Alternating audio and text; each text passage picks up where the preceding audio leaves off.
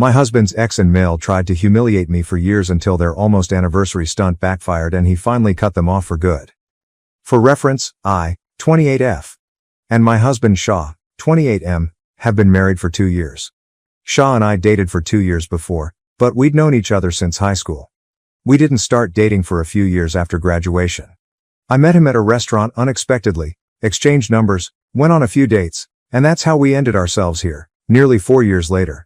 Shaw was dating Diane, another high school girl, before I met her. She was a grade below us and had known Shaw since middle school. He and I were not really close, but we had a lot of shared acquaintances back in school, so I saw a lot of him and Diane together. After we graduated from high school, I lost touch with him because he moved to college in a distant state and we didn't see much of one another. When we finally met at the restaurant some years later, I asked him about Diane. He told me that they had split up a year and a half ago. She was the one who dumped him because she wanted different things in life and needed a break to travel the world. But she promised to come back to him someday. Which simply meant she wanted to be alone for a time, date other men without guilt, and retain Shaw as a backup plan.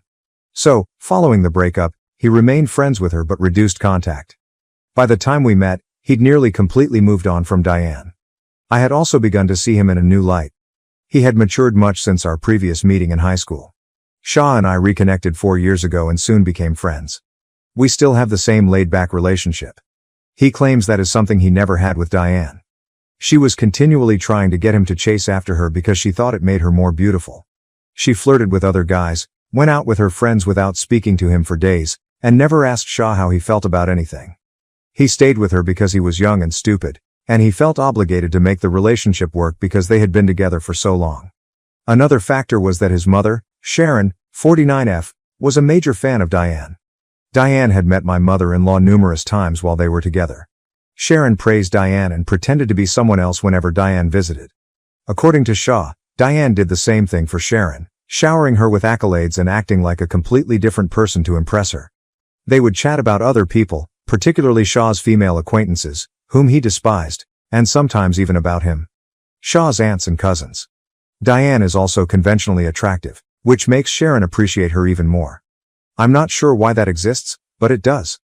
Shaw told me that Sharon continued to invite Diane to family occasions and holiday dinners after their breakup. He tried talking to his mother about it, urging her not to invite Diane, but Sharon refused. She stated that she really liked her and that even though they had split up, she and Diane remained friends, so she saw nothing wrong with inviting her around. They spoke almost every other week and were really good friends. So this persisted even after I began dating Shaw and he introduced me to his family. I felt strange about it at first, and still do. But there was a reason I had tolerated it for so long. Shaw initially brought me home to meet his family for Christmas 4 years ago. We had been dating for about 8 months. Diane was also present, and she treated me horribly the entire time. She noticed my appearance, height, clothes, makeup, you name it. She was skilled enough to make everything sound funny, as if she was joking, but Shaw knew exactly what she was doing and stood up for me. Sharon, on the other hand, quickly shut it down and asked me if I had a problem with Diane's jokes, putting me in the position. I knew that if I indicated I wasn't good with it, they'd make it appear as if I was insecure or jealous, putting me down even further. So I resolved to present a strong front and say, I don't care. It was petty of me, but the moment I said it, I saw their expressions.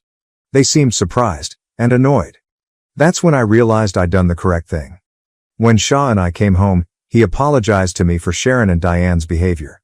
He promised me he'd make sure his mother stopped inviting Diane to family functions. But I was the one who warned him not to do that. I knew the type of woman they were, and I didn't want to lose to them, if you get my drift. I didn't want them to believe they were intimidating me or making me feel insecure.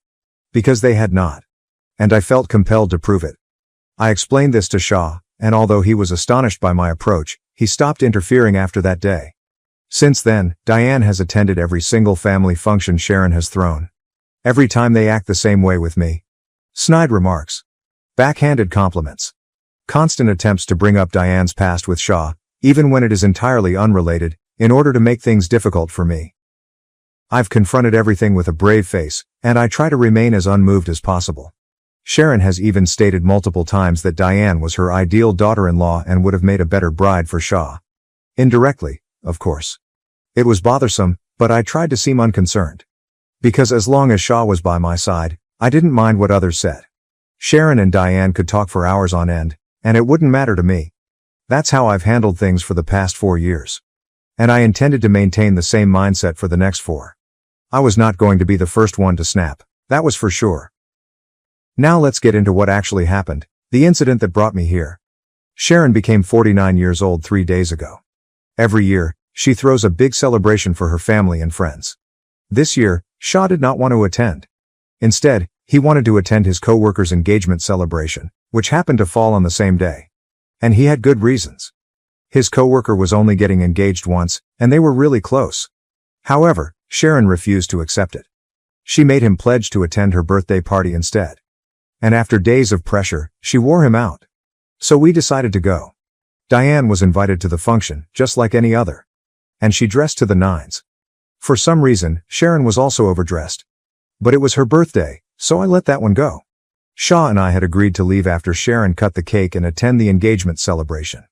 At around 5:30 p.m., my father-in-law brought out the cakes, and to our astonishment, there were 2. One of them stated, "Happy almost anniversary." Shah and I were puzzled. We had no idea what the other cake meant, and neither did anyone else. We waited for the birthday girl to explain. Instead, Diane took over. To our surprise, she took Shah's arm and dragged him to stand close to her. We were too surprised to respond because he had suddenly been forced into the spotlight, and everyone was staring at him. Then Diane began chatting. She began by telling that almost 10 years ago, on Sharon's birthday, Shah had gotten down on one knee and handed her a promise ring. They were both 18 years old at the time, set to go to various colleges. 10 years later, she still wore the same ring. To prove that, she proudly raised her hand in front of everyone. Then she wrapped Shah in an awkward hug, which he did not respond to. Sharon encouraged them, smiling as she explained that she was ready to let them steal her thunder this time so they could enjoy what may have been. The whole situation was so absurd that Shah and I stood there with our mouths agape, just like the rest of the guests. For several minutes, no one spoke. Because what could you possibly say in response to something this insane? But Diane kept going. She joked about Shah being her almost husband, and Sharon being her almost mother-in-law, thus today was their almost anniversary. As if we didn't get the joke. Then Sharon sliced the so-called anniversary cake. She started by feeding Diane a slice. Then she tried feeding it to Shah. That's when Shah appeared to snap back to reality. He backed away from his mother when she brought the cake close to his mouth.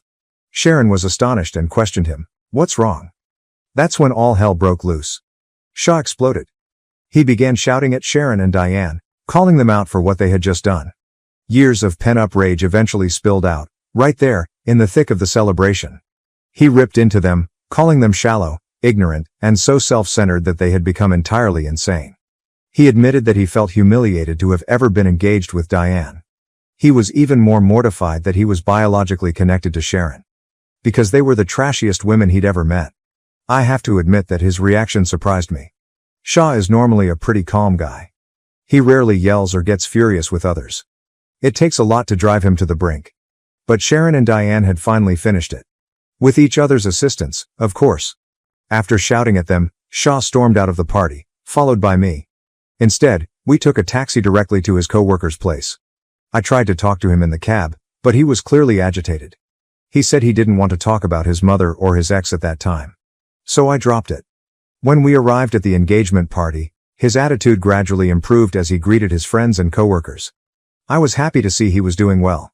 When we returned home, Shah was in a much better mood. So I decided to bring up what happened at Sharon's party again, hoping that he would want to talk about it now. But he didn't. Instead, I received an earful about how some of this was also my fault. When I recalled the event, he admitted that Sharon and Diane had attempted to embarrass me with that ludicrous cake. But I wasn't completely innocent. He reminded me that for years, I had forced him to remain silent and let Sharon and Diane do whatever they wanted. Because I felt I needed to demonstrate that I didn't care. I had made it all about myself. My urge to show others how unconcerned I was. But in doing so, I entirely forgot that Shah was equally implicated in this mess as I was. And it was getting on his nerves. While Sharon, Diane, and I were competing in mind games, Shah was hurting. Nobody bothered to check on him or ask how he felt about anything. He did not anticipate his mother or ex to show him any consideration. But he expected it of me. And in that moment, he told me something that struck me hard. I'd let him down by prioritizing my own feelings over his in the scenario. That night, I protested with him, telling him that he was being far too harsh and cruel to me. But now that I've had time to think about it, I believe he was correct. I had pushed my husband to remain silent for years while his mother welcomed his ex to family gatherings only to bring me down. Okay, I apologized to Shah this evening. I read the comments, did some reflection, and even discussed it with a few of my friends. I concluded that I was in the wrong here, and that what he said that day was accurate. I had been putting my feelings before of his, and I was so busy behaving as if Diane and Sharon's behavior didn't disturb me that I didn't even consider the possibility that it did bother Shah. For his sake, I should have allowed him terminate this if he wanted to. I forced him to ignore his own feelings for years so that I could win a sick mind game with individuals I didn't even like. And in doing so, I risked the one connection that was most important to me. I had made a serious mistake and realized I needed to make amends. Shah had been giving me the cold shoulder since the party, and I had tried to pretend it didn't bother me. It's something I've always done, and it's been a problem for a long time. My natural reaction is to pretend that things don't upset me, even when they do. I want to be viewed as unconcerned and unaffected by anything, so I act like it and suppress my emotions. I now recognize that this is a really harmful coping method. I absolutely need to work on this if I want my marriage to work. I skipped work today and decided to get him dinner at his favorite restaurant, as well as a chocolate cake with the words, "I'm sorry," written on it. I returned home, set everything up, and tried to make it as romantic as possible, because I know he likes sappy rom-com style apologies. Also, I was really sorry for what I had put him through, even if it was inadvertent. He arrived home from work in the evening and was surprised to see what I had planned for him. He forgave me within 15 minutes of his arrival. We had a tearful reconciliation, and I ended up crying because I was afraid I'd lose him over it. When he wasn't speaking to me, I felt completely adrift. We spoke it out, and everything is well between us now. Since I admitted my mistake, I revealed to him my constant desire to be viewed as calm and laid back, someone nonchalant for no other reason than it seems cool, and because I don't want to be vulnerable in front of others. That is the underlying explanation for this entire catastrophe. He recognized and respected the fact that I admitted it and stated that I needed to work on it rather than shoving it down and suppressing my emotions. He also apologized for being nasty to me, which I don't believe he needed to do. He did it because he is a good man and loves me, which makes me feel like I have won in life. After supper, we finally discussed what had transpired to Diane and Sharon. I hadn't heard from either of them since the party, and my battle with Shah had pushed the whole issue out of my mind. Sharon, on the other hand, had been continually texting Shah, attempting to persuade him to apologize to Diane, who was supposedly distraught and stricken with grief as a result of Shah's treatment of her. I had to work pretty hard not to roll my eyes when I read the messages Sharon sent. She was clearly attempting to guilt-trip him into apologizing to the woman. Sharon pretended that the cake and the entire almost anniversary farce were nothing more than a joke. There was nothing deeper behind it. But I called BS on it. This was a married man they were pulling this scam on. Surely, they had the intelligence to recognize how improper and insulting this was towards me. They did it on purpose, since they wanted to humiliate me during the party. So they couldn't simply dismiss it by saying, it was just a joke, and pretend Shah had overreacted. The hubris of them to claim that Shah and I had gone too far or disrespected them by leaving the party was ridiculous. Shah had previously been ignoring her communications, but when I got those messages today, we finally agreed to stop communicating with her. We'd had enough of her crap. And we didn't want any part of it anymore. 3 days ago, Shah and I blocked Sharon from all of our social media accounts. Shah also told his father that he didn't want to speak with his mother anymore. His father appreciated his decision, because he knew Shah's emotions. But he also refused to interfere. He loves his wife and knows he can't leave her, so he's remaining completely out of it, as he has for the past 5 years. I don't agree with my father-in-law's attitude, but I can't do anything about it. Everything had been running perfectly for the preceding 2 days. But then, today, Shah contacted me out of the blue and said he needed to run to the hospital. Apparently, his mother had fallen from the top of the steps and fractured her leg. Shah's maternal uncle had informed him, and he fled immediately upon hearing the news. We both arrived at the hospital at roughly the same time. But before we could enter, Sharon stopped us in our tracks, and she was perfectly well. She and Diane had surprised us in the hospital's parking lot. Then they nonchalantly informed us that this was the only way to grab Shah's attention, because he had blocked them everywhere. They didn't expect me to show up with him. Instead of acknowledging me, they ignored me and began talking to Shah as if they had done nothing wrong. Diane attempted to explain that everything she did at the party was a prank and that she never meant to insult him. Sharon backed her up. Shah allowed them to converse for a bit. And then, much to their surprise, he told his mother and ex to F off. Then he went away with me once more. Sharon started shouting at us as we got into our different cars. But we didn't stay around to hear what she had to say. I'm sure she was cursing at us, but it didn't matter. She lied to get to meet Shah again. And I couldn't think of anything more manipulative than that. Shah returned home because he was too stressed. I, on the other hand, needed to return to work. While at work, I received a call from an unknown number. It turned out to be Sharon. She screamed at me for 15 seconds before I finally disconnected the call. I'd merely been taken off guard while working. Else, I wouldn't have responded. All I heard were hand-picked swear words spoken at maximum volume. I had no idea why she was furious at me. I had nothing to do with Shah's behavior. She had pushed her own son to that point, not me. Anyway, I blocked her and attempted to go on with my day. When I came back home at 6 p.m., I finally got to speak with Shah. He told me that he had also blocked the rest of his mother's relatives, including his uncle, because it was obvious that they would go to any length to persuade him to forgive Sharon and speak with her. That's all we can do right now since they're not threatening us in any manner, and they're not stalking us on a regular basis, so a restraining order is not an option. Shah also told his father about what happened today, but he still refuses to intervene.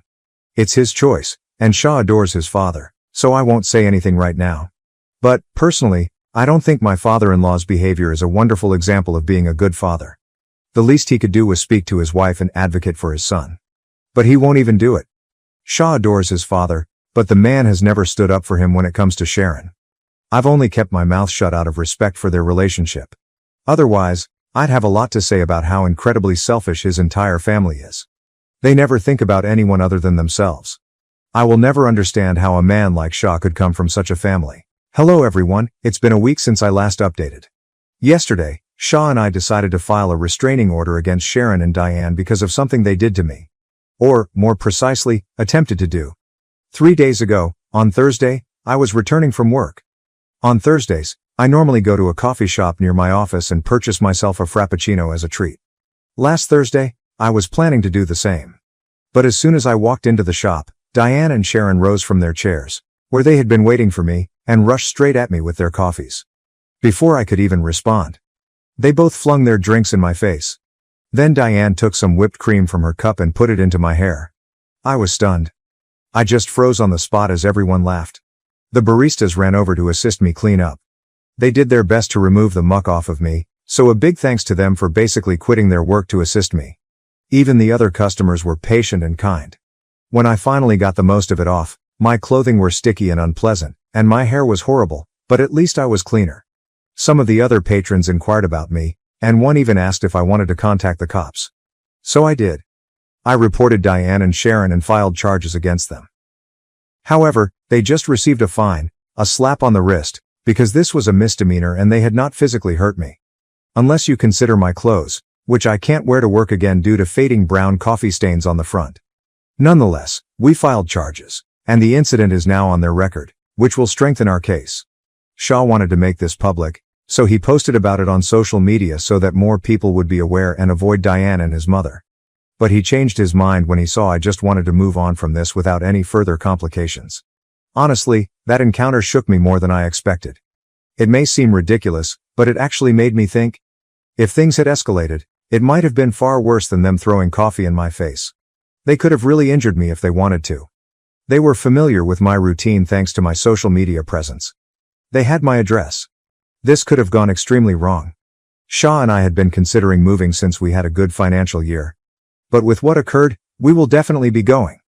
We had also been thinking about having children and we're going to start trying soon. But my in-laws will never meet my children. We've also formally cut off my father-in-law, who refused to intervene even after the coffee incident. Shah got into a heated argument with him and eventually cut him off. And honestly, I am relieved. I'll never have to see or hear from these folks again. My husband has secretly fathered his best friend's children. Now I'm terrified when his eldest son showed romantic interest in my daughter. All names are fake. This began as a dark, intrusive thought that I could never shake off, and over the years it has bloomed into a poison flower that infects my entire psyche. I'm a 42-year-old woman. My husband Luke is 43, and so is Amy. I met Luke in college, but he's known Amy since they were about 7. They did everything together and understood each other implicitly. They were best friends. They've always insisted that they are surrogate siblings to each other. Naturally I, as a new girlfriend, felt a little threatened by Amy and her closeness to Luke, but they both reassured me I had nothing to worry about. That their bond was not romantic and had never been sexual. That Amy really was just the sister that Luke never had. I believed them, and it didn't take long for me to forget any and all insecurity I had about Amy. She became my friend too. She officiated our wedding. Luke and I have built a wonderful life together and we always had a strong relationship. After we got married and moved in together, we still saw a lot of Amy, and I was fine with that. I've spent many nights in the town trying to help Amy find a man, as she has always lamented how she is unlucky in love. Luke and I started to have children after we were married, and, at around the same point, so did Amy. For further context, my children are Sophie, 15, Owen, 12, Louise, 10, and Carter, 6. Amy's children are Tom, 17, Kaylee, 14, and twins Adam and Jenna, 9. Now, Amy was not in a relationship at this point. She was not married. As far as I knew, she was dating, but not consistently. As Luke and I had more kids and our family grew, periodically Amy would find herself pregnant as well. It happened a few times, and Luke and I never knew anything about the fathers in question. I kind of assumed that maybe Amy was sleeping around and not keeping in contact with her one-night stands. Luke agreed this was probably the answer. While I did ask each time if Amy knew of paternity, she always said no, and she didn't seem that worried about the idea of raising kids on her own, so I didn't pester her. Of course, she had us to support her, so there was that. While Amy never asked for any help, of course Luke was never going to let his best friend struggle to stay afloat when she had children to raise. Financially, we are very fortunate and privileged. I have a job that pays handsomely, and Luke also had wealthy parents who already knew and loved Amy, so they were happy to provide for her. My in-laws defy all stereotypes. They are the kindest and gentlest people. So we were able to support Amy. To get her somewhere to stay with her kids. People might be tempted to call her a leech, but I never saw it that way. None of us did. She needed help and we could provide it. I also know people are going to criticize her for her lack of responsibility and question why she never used more reliable birth control. Honestly, that is a long story that I don't want to get into because even I don't fully understand her reasoning. But it was quite important to her that she never be on birth control and that whatever came of that choice, she would accept. It wasn't religiously motivated, I know that, but it was that degree of significance to Amy. She really did not want to take birth control. She's explained it to me more than once, but I'm still not clear on why. Of course, Amy being Luke's best friend since they were kids, it's not unreasonable that sometimes they hang out together while I'm not there. Hey, that's fine. Sometimes I hang out with Amy one-on-one as well, though Luke does it more. She was his friend first. This included him going over to where she was staying and at times, sleeping over there. Was I a fool to trust him and believe nothing was going on? Perhaps. But for years, they presented as being buddies? Like siblings. I didn't pick up on any vibes between them, not ever. As one can expect, our children were brought up together. Not in the same house, our home is decently sized, but even we don't have the room for 8 kids. But we made sure Amy's children met ours from a young age. And they always got along, and strong bonds of friendship have formed over the years, which is good. Especially if I'm right, and they share blood. I've been dawdling getting to the main point. Yes.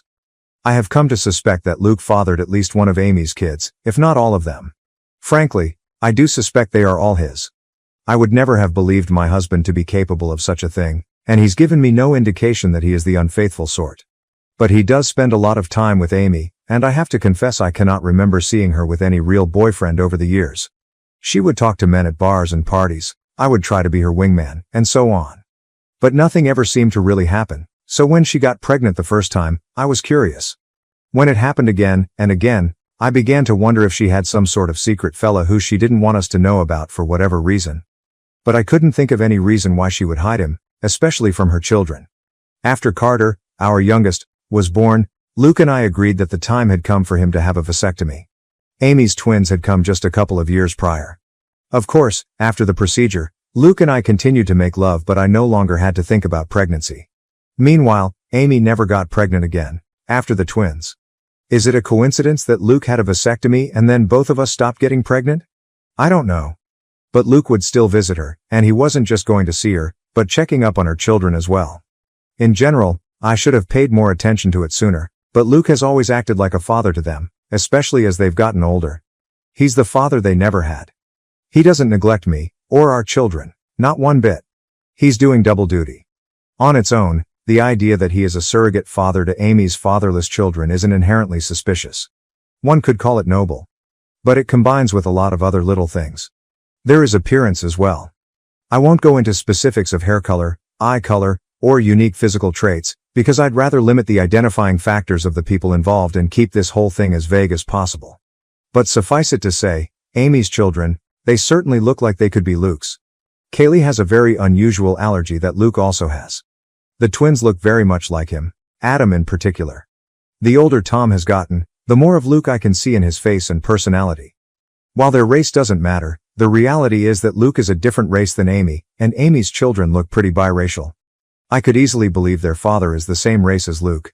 Doesn't mean Luke has to be the father, but it sure seems like it. I have never voiced my anxieties to either Amy or Luke. I don't want to be the bad guy, and, guilty or innocent, I already know they would flatly deny my accusations and be hurt by them. Imagine if that drama reached the ears of my kids, or Amy's kids.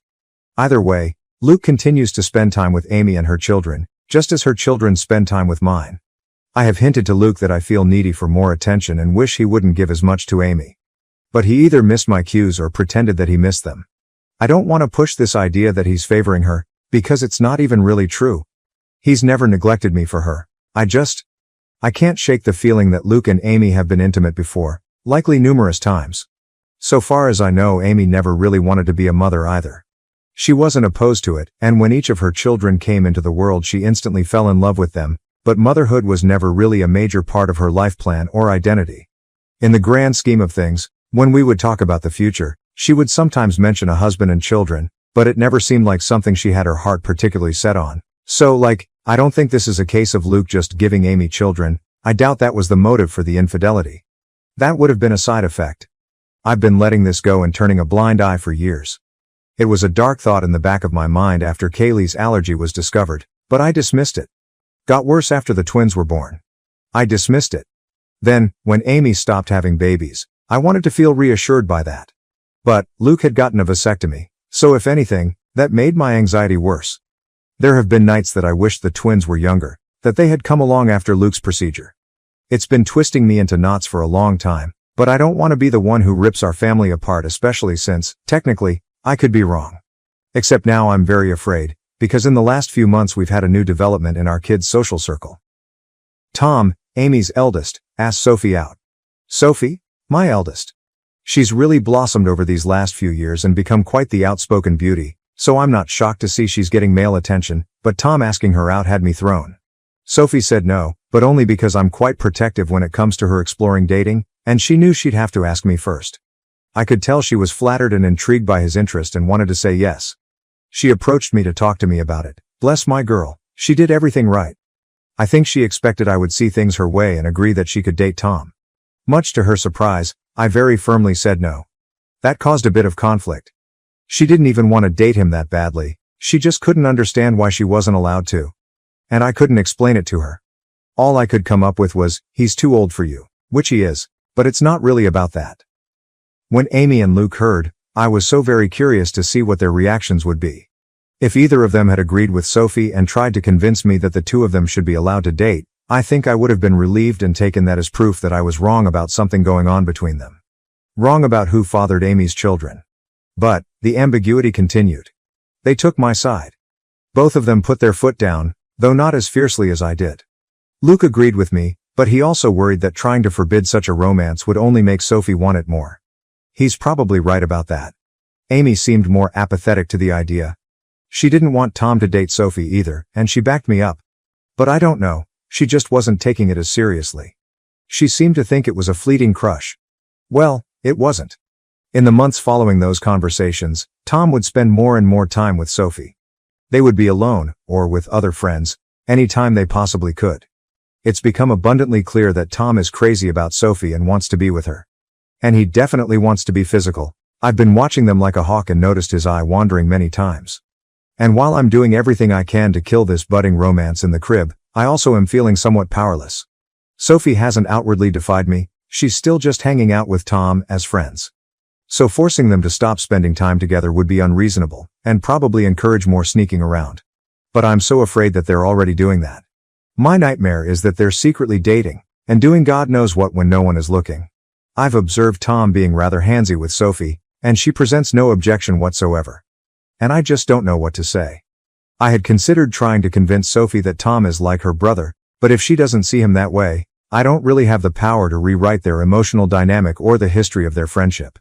I always saw Amy and her children as being like family, but my kids might see Amy's kids more as best friends. The problem is, of course, that if my husband has indeed been carrying on an affair over the years and I'm right about the paternity of Amy's children, then Tom and Sophie cannot be anything more than friends under any circumstances. End of discussion. It can never happen.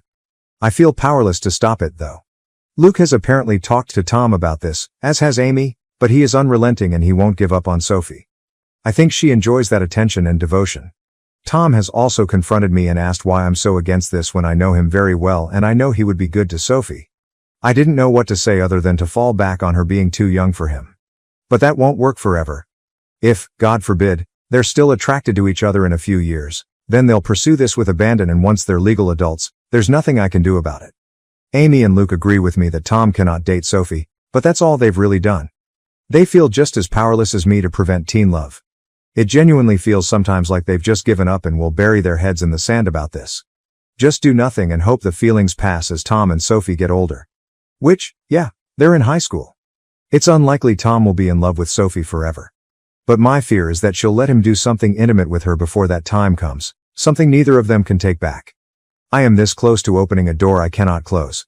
This close to screaming at Luke that all this wouldn't be happening if he hadn't cheated on me these many years. If he hadn't been all but raising a second family with his surrogate sister behind my back. Now Luke's son wants to fuck our daughter, his actual sister, because as far as he knows, she's just his childhood friend. And it's all Luke and Amy's fault for what they've done. If I speak up, everything gets blown to hell. On the off chance that I am wrong, I'm a horrible monster who accused the love of my life and one of my closest friends of doing something horrible. If I'm right, it still tears our entire structure apart. The family and social unit we've become over the last several years is gone, and everyone will be stressed and upset even if Luke and I don't divorce. If I do nothing, Sophie's eventually going to sleep with Tom and be his girlfriend. And I'm low-key terrified it will happen sooner than later, or worse, that it's already happened under my nose. I hope to hell this relationship fades as they mature, but what if it doesn't? What if they wind up being together for years? What if they marry, want to get pregnant someday? And if I tell Sophie the truth about Amy's kids, then everyone else finds out too, and that's going to ruin so many lives. It would shatter my kids' perception of their father and their Aunt Amy. Luke is Owen's hero. I don't even want to think about how much this would hurt him. And what about Amy's children? They are innocent. They didn't ask for this. They don't control where they came from, and I don't want to hurt them. Admittedly, I'm not happy with Tom at the moment. A week ago I saw him put his hand on Sophie's butt and I wanted to knock his teeth out. But even he doesn't deserve to be burdened by the knowledge that it's his half-sister he's been fantasizing about. It's all so fucked up and I don't know what to do. I've been looking the other way and letting my husband and his best friend insult me for such a long time now. I thought I could live with it. But this business with Tom and Sophie has me distressed. Judgment, NTA. Update 1. First of all, wow. I did not expect my post to get as much traction as it did. I was half worried that someone in my family or social circle might find it, especially when someone alerted me that the post had been shared to Facebook. But, as far as I can tell, no one in my family has seen it. I want to thank all of the kind commenters who wished me well. To those who were more frustrated with my indecision, I get it. But I was operating with an uncertain situation and the stakes were incredibly high. I feel like no matter what choice I made, something could and likely would go wrong. I've spent the last 5 years imagining different scenarios based on different ways I could go about this if I ever decided to act on it. To everyone who was clamoring for an update, I have one for you. I previously said that I was going to do a secret DNA test, that I had decided on that course of action. In the end, I couldn't go through with it, and now I am regretting that, because the window to do so is essentially closed. I just felt like it would be out of line for me to do that to another person's child behind their back. Ethically, it was dicey. I've since consulted with my lawyer as many commenters suggested, and she advised me against doing so, because no matter what the results were, it would make me look bad in a potential divorce proceeding. But I really wish I had done it anyway, and just not told anyone. Because I really, badly need to know, and I still don't know for sure. Likewise, I wanted to tell Sophie in confidence, but the more I thought about it, even that seemed over the line. Like I had no right to plant such ideas in her mind about her father without even talking to him first. So, what I ended up doing was confronting Luke and Amy. Many comments suggested this as well. I finally told both of them that we needed to have a serious talk. It felt counterproductive to approach just one of them, because I figured they would tell the other about what happened in their own words before I could prepare my own. I wanted them both to hear what I had to say. Once all the kids were at school, I laid down all of my suspicions and the reasons. I made it clear how much I love both of them, but a combination of clues had led me to notice the similarities between Luke and Amy's children, and I didn't even list all of them in the original post. For example, Luke has been a sleepwalker in the past. So have Sophie, Tom, and Adam. I said over and over how much they meant to me and how I didn't want to believe it, but the thought had crept into my mind in the past. How I had dismissed it before. But now, with Tom and Sophie having crushes on each other, it became necessary to pose the question. So I asked if they had ever crossed the line, if Luke had ever been unfaithful, if there was even the slightest possibility that any of Amy's children were his. I was just trying not to cry. Well, they reacted exactly as I would have expected. Their responses were perfect and so very well rehearsed. I genuinely can't tell if it was honest emotion or powerful gaslighting. Amy was more upset than Luke, or at least more outwardly upset. She was angry, offended at the accusation. Luke just seemed heartbroken by it. Maybe they were just acting, but I don't know. Somehow, they had reasonable responses to all of the points I brought up. They asked questions I didn't know how to answer. I had never objected to them having alone time before. Why did it suddenly bother me now? Do Amy's children really resemble Luke that much, or are things like hair color pretty basic traits to have in common? The whole family had always treated Amy and her kids as part of our unit, and I had previously commended Luke for stepping up and being a father to Amy's kids since they didn't have one. Why was I now saying it was a bad thing? What exactly did I want them to do? How could I think such a thing about them? Why had I waited so long to say something? Luke was more understanding than Amy. He respected my feelings, or at least he acted like he did. Amy appeared to feel more betrayed by what I said. I ended up apologizing several times even though I'm not sure I did anything wrong. Luke also apologized for anything he'd done, to indicate he was unfaithful. I asked Amy more pointedly that, if not Luke, who had fathered her children? She snapped back that it was none of my business, and I could tell she was in no mood to get personal or vulnerable with me after my accusations. I'm not proud to say that I lost my temper, and said that after everything we had done for her and her children, such information was not a lot to ask and perhaps she owed it to us. I regretted the words as soon as I said them, but Amy shouted back that I had never done anything for her, that it was Luke and his parents who had kept her afloat all these years, not me. She went on a longer tirade about how I had always acted superior to her, which I don't believe I did, though it's possible that I gave off that vibe unintentionally. Luke did his best to calm her down, but the room was still fraught with tension. I don't know, Reddit, I just don't know. It's driving me to the edge of madness. There is a way to be certain, of course. Not certain of my husband's fidelity, but of the paternity of Amy's children. So I asked Luke, for my own peace of mind, for the sake of our daughter, and for our family unit, if he could please get a DNA test done, a paternity test. I went on to say that I knew he disliked and distrusted such things, but that I really needed this. I could see the pain in Luke's eyes. Maybe it was an act, but he did seem genuinely hurt that I was asking for this, that him giving me his word that he had always been faithful was not enough for me. But he very reluctantly agreed to participate in a DNA test. Unfortunately, Amy did not, and that's where we hit a roadblock. I was afraid of this. But Amy was infuriated at the whole concept and told me in no uncertain terms that I would not be getting samples of her children's DNA and basically told me to fuck off for asking, several times in several variations. I pressed Luke, and honestly he was a bit useless but probably right. He tried to convince Amy but she wouldn't hear of it, and he kind of shrugged to me when I pushed him for further support. Because he can't force her to get the test done, if she refuses, that's really a dead end. Trust me, it is. I looked into this quite a bit and consulted with my lawyer. The problem is, Luke could, in theory, petition the court to demand a paternity test for Tom and the others.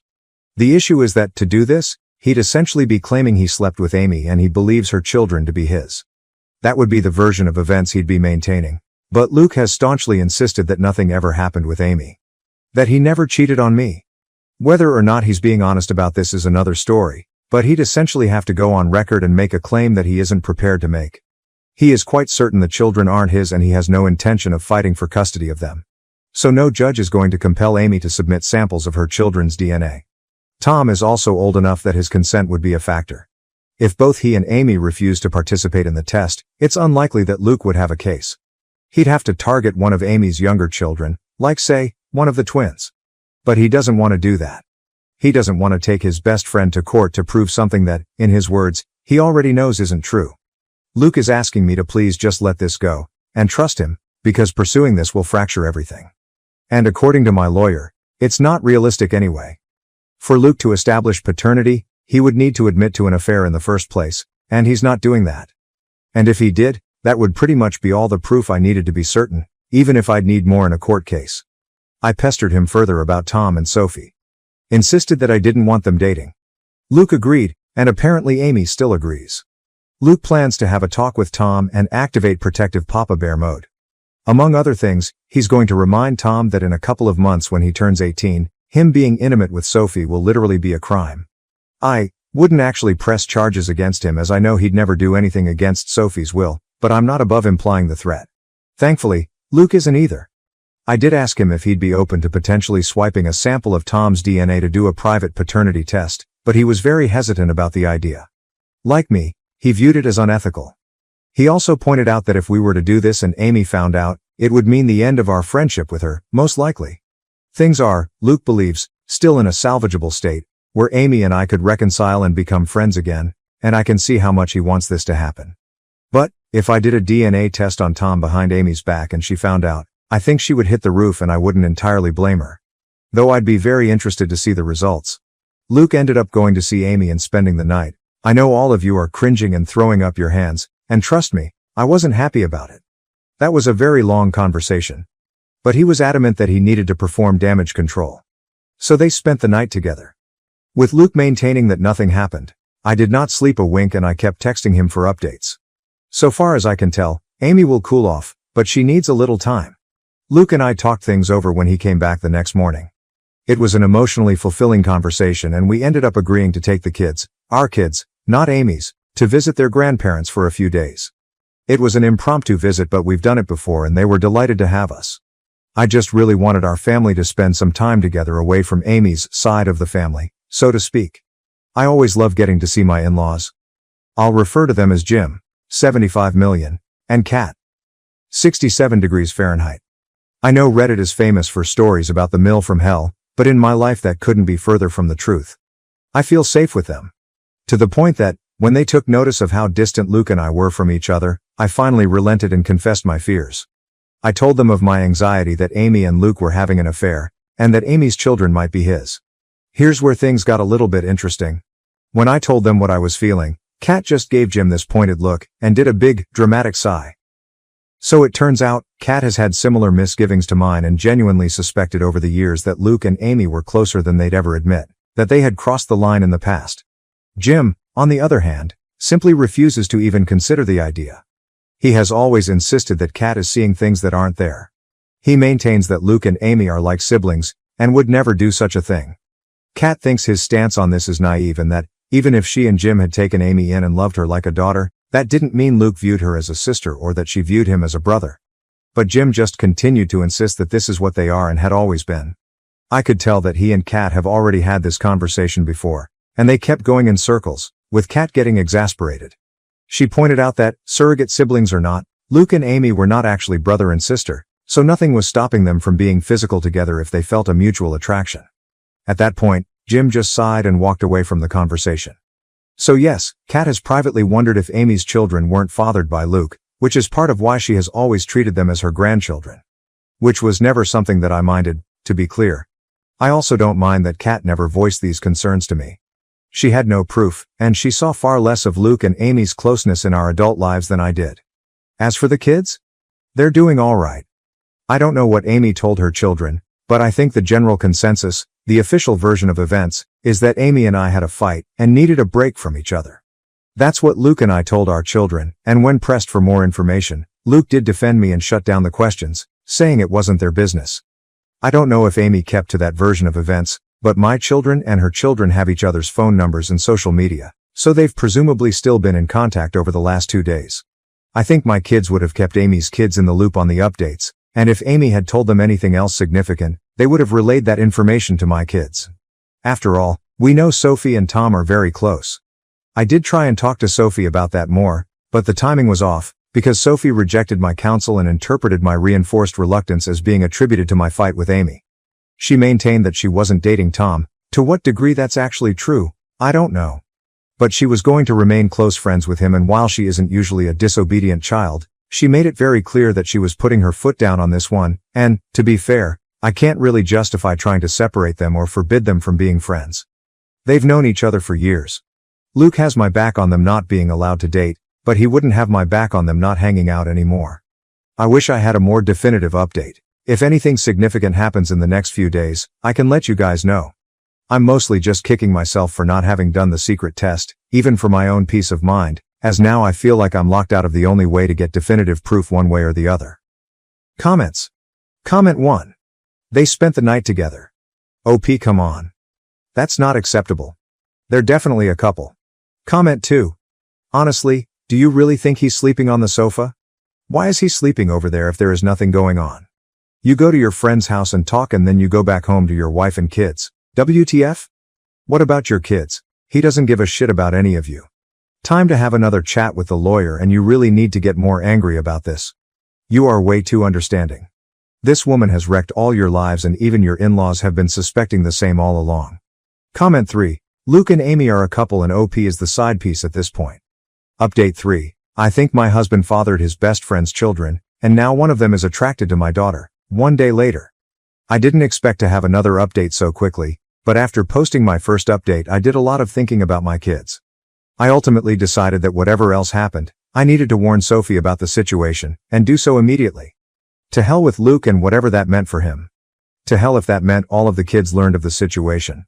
She needed to be aware of what she might be getting herself into.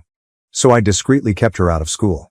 We went back home, to our home, last night, and this morning, I dropped everyone off and saved Sophie for last, before driving right past her school and telling her that we needed to talk. Always a frightening thing for a teenager to hear from a parent, but I was quick to establish that she was not in trouble, but she needed to know the truth about why Amy and I were fighting, why her dating Tom was out of the question. I very gently explained that because of Luke's closeness to Amy and Tom's resemblance to him, I had come to suspect that perhaps Luke and Amy were intimate at some point over the years. If that was true, and there was any chance Tom's father was actually Luke, that would be a significant problem. Sophie was quiet during all of this, and even after I had stopped talking to let her respond, she paused for quite a while, before she finally said that we needed to get Tom and discuss this with him as well. I had no objections, so she texted him to meet with us. They're both skipping school today, but Sophie gets straight A's and this is extremely important, so I looked the other way. Tom came to meet us, and Sophie had me relay what I told her to him as well. I apologized to him for any indication I might have given that I didn't think he was good enough for my daughter, and to both of them for not telling the truth sooner. Tom and Sophie just gave each other this oddly knowing stare. And Reddit, that's when they blew my mind. Sophie spoke first, with Tom backing her up. They revealed to me that in fact, they had already known about Luke and Amy, or at least they had strongly suspected.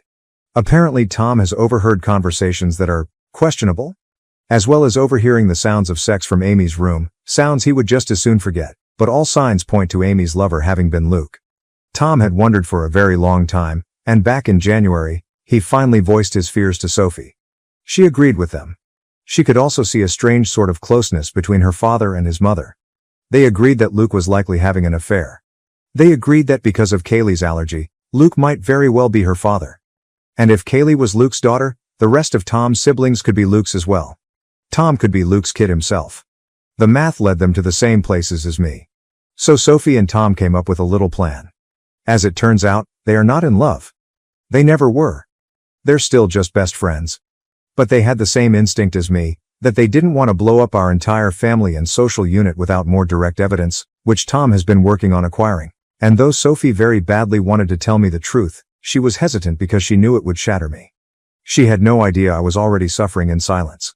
Sophie apologized for not voicing her suspicions sooner. Honestly, we both cried, and I made sure she understood that none of this was her fault, and that I loved her very much. So, the bottom line is, Sophie and Tom already know they could be half-siblings and aren't actually interested in being a couple. That was their idea for how to rock the boat. To force Luke and Amy to do something about the situation rather than just keep making a fool out of me. I also think it was Sophie's way of punishing them for their affair. Teenagers can be vindictive, so they concocted this idea that they wanted to date. Every flirtation I've witnessed, every inappropriate touch, all staged, apparently, and for the benefit of Luke, Amy, or both. This was supposed to make them sweat, and Tom expected they would jump out of their seats to forbid it from happening. When I was the one who did instead, that kind of threw the kids for a loop. They couldn't understand why I cared more than the actual cheaters. They began to suspect that maybe I knew. Tom confronting me that one time about why can't I date Sophie, was him trying to gauge if I knew or not. Maybe I shouldn't be surprised. Sophie and Tom have always been close friends and confided in each other. Maybe I should be a little more concerned at how sneaky they've been, but honestly, I'm just so relieved they're not dating. Sure, they could be lying to throw off the scent, I guess, but they apparently already knew that they're likely related. They didn't blink at all when I told them. We even had a bit of a laugh together when Tom mentioned how he had been a little offended that I was so against him dating my daughter before. I kind of jokingly asked him, "So you don't think she's gorgeous?" And Tom, bless his heart, shrugged it off. She is. But so is my English teacher, and I'm not asking her out either. Either way, the question now is, where to go from here? We have to figure that out. I will say that it is such a relief to have told Sophie, and I feel like an elephant has taken one of its feet off my chest. Having her in my corner, and Tom in my corner as well, means a lot to me, and even though I basically just got it absolutely confirmed that Luke is sleeping with Amy, I kind of already knew that anyway. So now it's just a question of how to proceed. Tom has already volunteered to submit his DNA so I can compare it to Luke's, and both he and Sophie advise me not to tell Luke and Amy when I do this, which I agree with. They're both completely on my side, which means more to me than I can ever express to them. Tom has also been trying to set up a camera in Amy's room to catch her and Luke in the act. Sophie told me flat out that I needed to divorce her dad, and hearing that from my own daughter made it clearer than it's ever been. She's right. Comments. Comment 1. Okay doke. Tom and Sophie have to be sitting on the couch when Luke comes home and drops the bomb that Sophie is pregnant. Or, to say that they had the same thoughts and did their own DNA tests and surprise, you are the father up. Actually, that was something they had considered doing before. Now that the three of us are on the same page, it's not the worst idea. Comment 2. Why not just DNA test the two kids against each other and stop dragging it out? The test will let you know if they share the same father, and then it would be clear your husband is the father of both. Comment 3. Getting 2 ancestry test kits is simple. They are on Amazon. Comment 4. I don't even care if it's fictional or not, these updates have me hooked. Comment 5. I finally understand why my granny used to watch those god-awful drama shows. It's super fake, but damn if it isn't entertaining. These posts are just new age soaps. I am not the OOP. Please do not harass the OOP. Thank you for watching. If you haven't subscribed yet, please do so and hit the notification bell to stay updated with more shocking real-life stories happening around you. My wife left for a month with the hot new neighbor. I filed for divorce. She tried to fix it, but I'm not a backup. I guess I'm writing this to get it out of my system. My name is Mike. I'm 31, and until lately, I felt I had my life under control. I've always been a simple guy. No big dreams, no crazy drama. I had a regular career as a software developer, a decent house in a quiet neighborhood, and, until recently, I believed I had a strong marriage with a woman I truly loved. Laura and I met almost 8 years ago. Looking back, it seems like a lifetime ago. I was 23, fresh out of college, working my first job, and frankly, naive about life. She was 22, working as an assistant at a marketing agency while trying to figure out her own career path. For the record, she never did and eventually became a stay-at-home wife. We met at a mutual friend's barbecue, one of those casual backyard gatherings when everyone is using cheap paper plates and someone is always burning the burgers. She approached me and made a snarky jest about how I appeared to be planning my escape. I can't recall my response, but she laughed, and we ended up talking for the rest of the evening. From then, everything went quickly. We started dating, and it felt like she gave some excitement to my otherwise mundane and routine life. Laura was adventurous and spontaneous, always planning last-minute road trips or bringing me to a new restaurant she had heard about. Meanwhile, I remained the grounded one. I'd be the one to figure out the budget, check the weather, and double-check the gas tank before we hit the road. It seems to work. We balance each other out. She brought excitement into my life, and I offered her the steadiness she stated she lacked in previous relationships. After 3 years of dating, we decided to get married. The wedding was intimate, with only relatives and close friends. We didn't come from wealthy households, so there was no grand ballroom or extravagant catering, but that didn't matter. After the wedding, we began to establish a life together. We purchased a little 2-bedroom house in a quiet suburb, not the fanciest location, but it had potential. For the most part, things seemed stable. When I got home from work, Laura was generally in the kitchen or on the couch, browsing through her phone. She would tell me stories from her day. She worked in marketing at the time, so there was always some drama with clients or coworkers, and I listened. This was our dynamic. She was the storyteller, and I was the listener. We did not have children, but it was a joint decision. Laura wasn't in a rush, and neither was I. We both preferred to wait until we were more financially stable and prepared for the next major step. We seemed to agree on the majority of issues. Looking back, I wonder if I became too comfortable. It's easy to get into a pattern, especially when life feels stable. I would get up, go to work, return home, and repeat. Of course, we had date nights, which usually consisted of supper at one of our favorite restaurants or a movie. But I believe I stopped noticing the small details, like how Laura seemed to thrive on attention. It wasn't too horrible, at least not at first. She's the type of person that can brighten a room, and people instinctively draw towards her. I guess I began to take her vitality and warmth for granted, expecting they were a continuous part of our lives together. At the moment, I wasn't concerned. I assumed we were solid. Sure, we had disagreements now and then, what marriage doesn't? Most of the time, it was about little matters, such as me forgetting to take out the garbage or her leaving her shoes scattered throughout the home. Nothing significant. But there's this issue about relationships. They can appear fine on the outside while cracks occur quietly underneath. If you don't pay attention, those cracks might expand and cause the entire foundation to crumble. I didn't see it coming, at least not then. I thought we were constructing something robust and long-lasting. But sometimes life has a way of proving you incorrect. Jake, a new character, entered our lives. Jake moved in next door when his former neighbors, an elderly couple, downsized and relocated to Florida. He was roughly 28 years old at the time, making him younger than the majority of the residents in the neighborhood. He was a personal trainer, fit, confident, and admittedly a little too attractive for his own good. He had the type of body that made people look twice, as if he had just stepped out of an action film. Jake was easy to notice from the moment he moved in. Not just because of his appearance, but because he was always outside doing something, washing his car, mowing the lawn, erecting a pull-up bar in his yard. There was always a reason for him to go shirtless. He quickly became the buzz of the neighborhood. Laura spotted him right away. How could she not? We first met Jake when he came over to introduce himself while we were in the yard one Saturday morning. He was pleasant, the type of person who could charm anyone.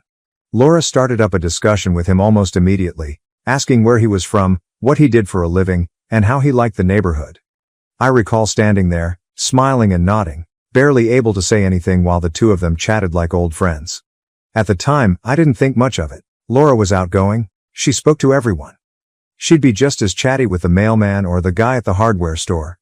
It never seemed to me that there was anything unusual about her interest in Jake. But, looking back, I can see the subtle alterations that occurred after that.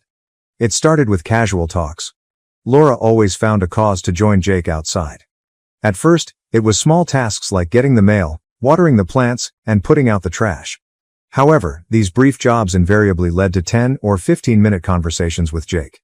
I once arrived home from work and discovered them conversing in the driveway. Laura was holding a basket of laundry that she had been carrying to the garage, and Jake was lounging casually against his car, laughing at something she said. When I stepped up, they both turned to me, and Laura pretended it was no big deal. Jake was just telling me about his new gym equipment, she explained casually. It did not stop there. A few weeks later, Laura decided to bake cookies, which she hadn't done in months. I didn't think much of it until I noticed her heading across the yard, a dish of cookies in hand. Just being neighborly, she remarked when I asked her about it. I shrugged it off. Laura's behavior in this regard was not unique. She had previously brought brownies to other neighbors. But then there was the time she purchased a new set of training clothes. Bright, fitted leggings and a matching top, which was not something she would ordinarily wear. When I asked her about it, she said she was thinking about starting to jog again. You know, to get back into shape, she explained. I did not question it. Laura had previously gone through fitness phases in which she would become thrilled about working out for a month or two before losing interest. But this time, her timing was ideal. Jake jogged virtually every morning. I'd see him out there, headphones in, doing laps around the street. Laura determined her new jogging program would begin at the same time Jake was out there. I noticed them speaking on the sidewalk one morning as I was going for work. Laura was stretching, and Jake was showing her a way to avoid shin splints. I didn't say anything, just a short wave and drove away. But something in the scene stuck with me. Around this time, I saw Laura's phone habits change as well. She'd always been on her phone, reading around social media and contacting her buddies. But now she appeared wary. When I stepped into the room, she would swiftly lock her screen or flip her phone over, as if she didn't want me to see anything. One night, I observed her scrolling through Instagram, and when I looked over, I saw Jake's name at the top. She hastily swiped past it, but I saw enough to know she was looking at his profile. When I asked her about it, she brushed it aside. I was just checking out his fitness posts, she told me. He has some good workout advice. I wanted to believe her, so I let it go. But the small things kept stacking up. Another day, I was working in the garage and heard laughter coming from the backyard. I stepped outside to see Laura and Jake standing near the fence, laughing about something. Laura was holding an iced tea, and Jake was waving animatedly while telling a story. Laura waved at me as if nothing unusual had occurred. Jake was just telling me about this funny thing that happened at his gym, she explained later when I questioned about it. It was beginning to feel uncomfortable. I don't want to sound paranoid, but you can know when something is wrong. Laura's conversation about Jake had a new energy to it. She'd casually mention things he'd said or done, such as Jake's thinking about getting a dog, or Jake recommended this great protein shake. It wasn't what she was saying, but how she said it. Then there were the glances. You know what I mean. When we went outside and Jake was nearby, I noticed Laura take small glances in his direction. It was subtle, but once you notice it, you can't ignore it. At this moment I had yet to say anything. Part of me refused to think there was anything to worry about. Laura was someone I trusted. We had been together for years, and I thought we had a good relationship. But another part of me, the one that couldn't ignore the pattern, began to question. I chose to be quiet for now, but I began to pay closer attention. If something was happening, I had to witness it for myself. It was a Saturday morning, and I remember it vividly because it began off so typical. I got up early, as I always do, made myself a cup of coffee, and sat at the kitchen table, browsing through the news on my phone. Laura was still in bed, which was not surprising. She enjoyed her slow mornings, particularly on weekends. The house was silent, with only the humming of the coffee machine in the background, and for a brief minute, I felt peaceful. Funny how that works. You think everything is fine because you have no idea what's going to happen. Laura entered the kitchen around an hour later. She was in her pajamas, her hair all tangled from sleeping, holding her phone in one hand and massaging her eyes with the other. She sat across from me at the table, and I could tell something was up right away. She exuded nervous energy, drumming her fingers on the table and gazing at her phone as if she were avoiding eye contact. "Are you okay?" I inquired, setting down my phone. She nodded hastily before shaking her head. "Actually, no," she responded with a big sigh. "We need to talk." Anyone who has been in a relationship understands that those 4 words rarely mean anything good. My stomach nodded, but I tried to keep it cool. "All right," I murmured, reclining in my chair. "What's going on?" Laura paused, her gaze flitting around the room as if she was looking for the proper words. Finally, she looked at me and said, "I don't know how to say this, so I'm just going to say it. I think I have feelings for Jake." For a moment, I believed I had misheard her. "What?" I asked, leaning forward as if being closer would make the words more clear. She bit her lip, appearing really uncomfortable. "I didn't mean for it to happen," she said hurriedly, as if she wanted to avoid the response. "It just happened. I've been spending time with Jake, and I feel this connection, and now I'm confused." Confused. That word struck me more than anything else. She did not just express her guilt or admit that she had made a mistake. She expressed her confusion, as if she was trying to solve a puzzle. I stared at her, trying to understand what she was saying. My thoughts raced. Did she mention she wanted to leave? Is she asking for a divorce? Was she trying to confess and move on? I couldn't tell, and that made things worse. "So, what does this mean?" I inquired finally. "Are you saying you're done with us?" Laura shook her head rapidly. "No, not necessarily," she replied. I don't know what I want right now. I love you, Mike. I do, but I can't stop thinking about him, and I need to figure out what these feelings mean." I felt as if the floor had been torn out from beneath me.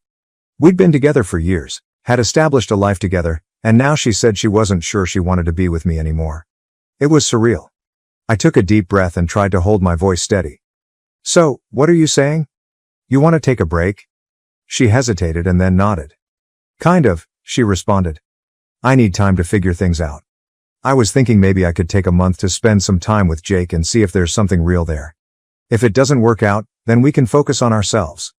I blinked, astounded by her audacity. You're serious? I asked, without even framing it as a question. Laura nodded, her gaze begging. I know it sounds crazy, but I don't want to throw away what we have without being sure. I don't want to live with regrets, you know? Regrets. The phrase lingered in my head like a splinter.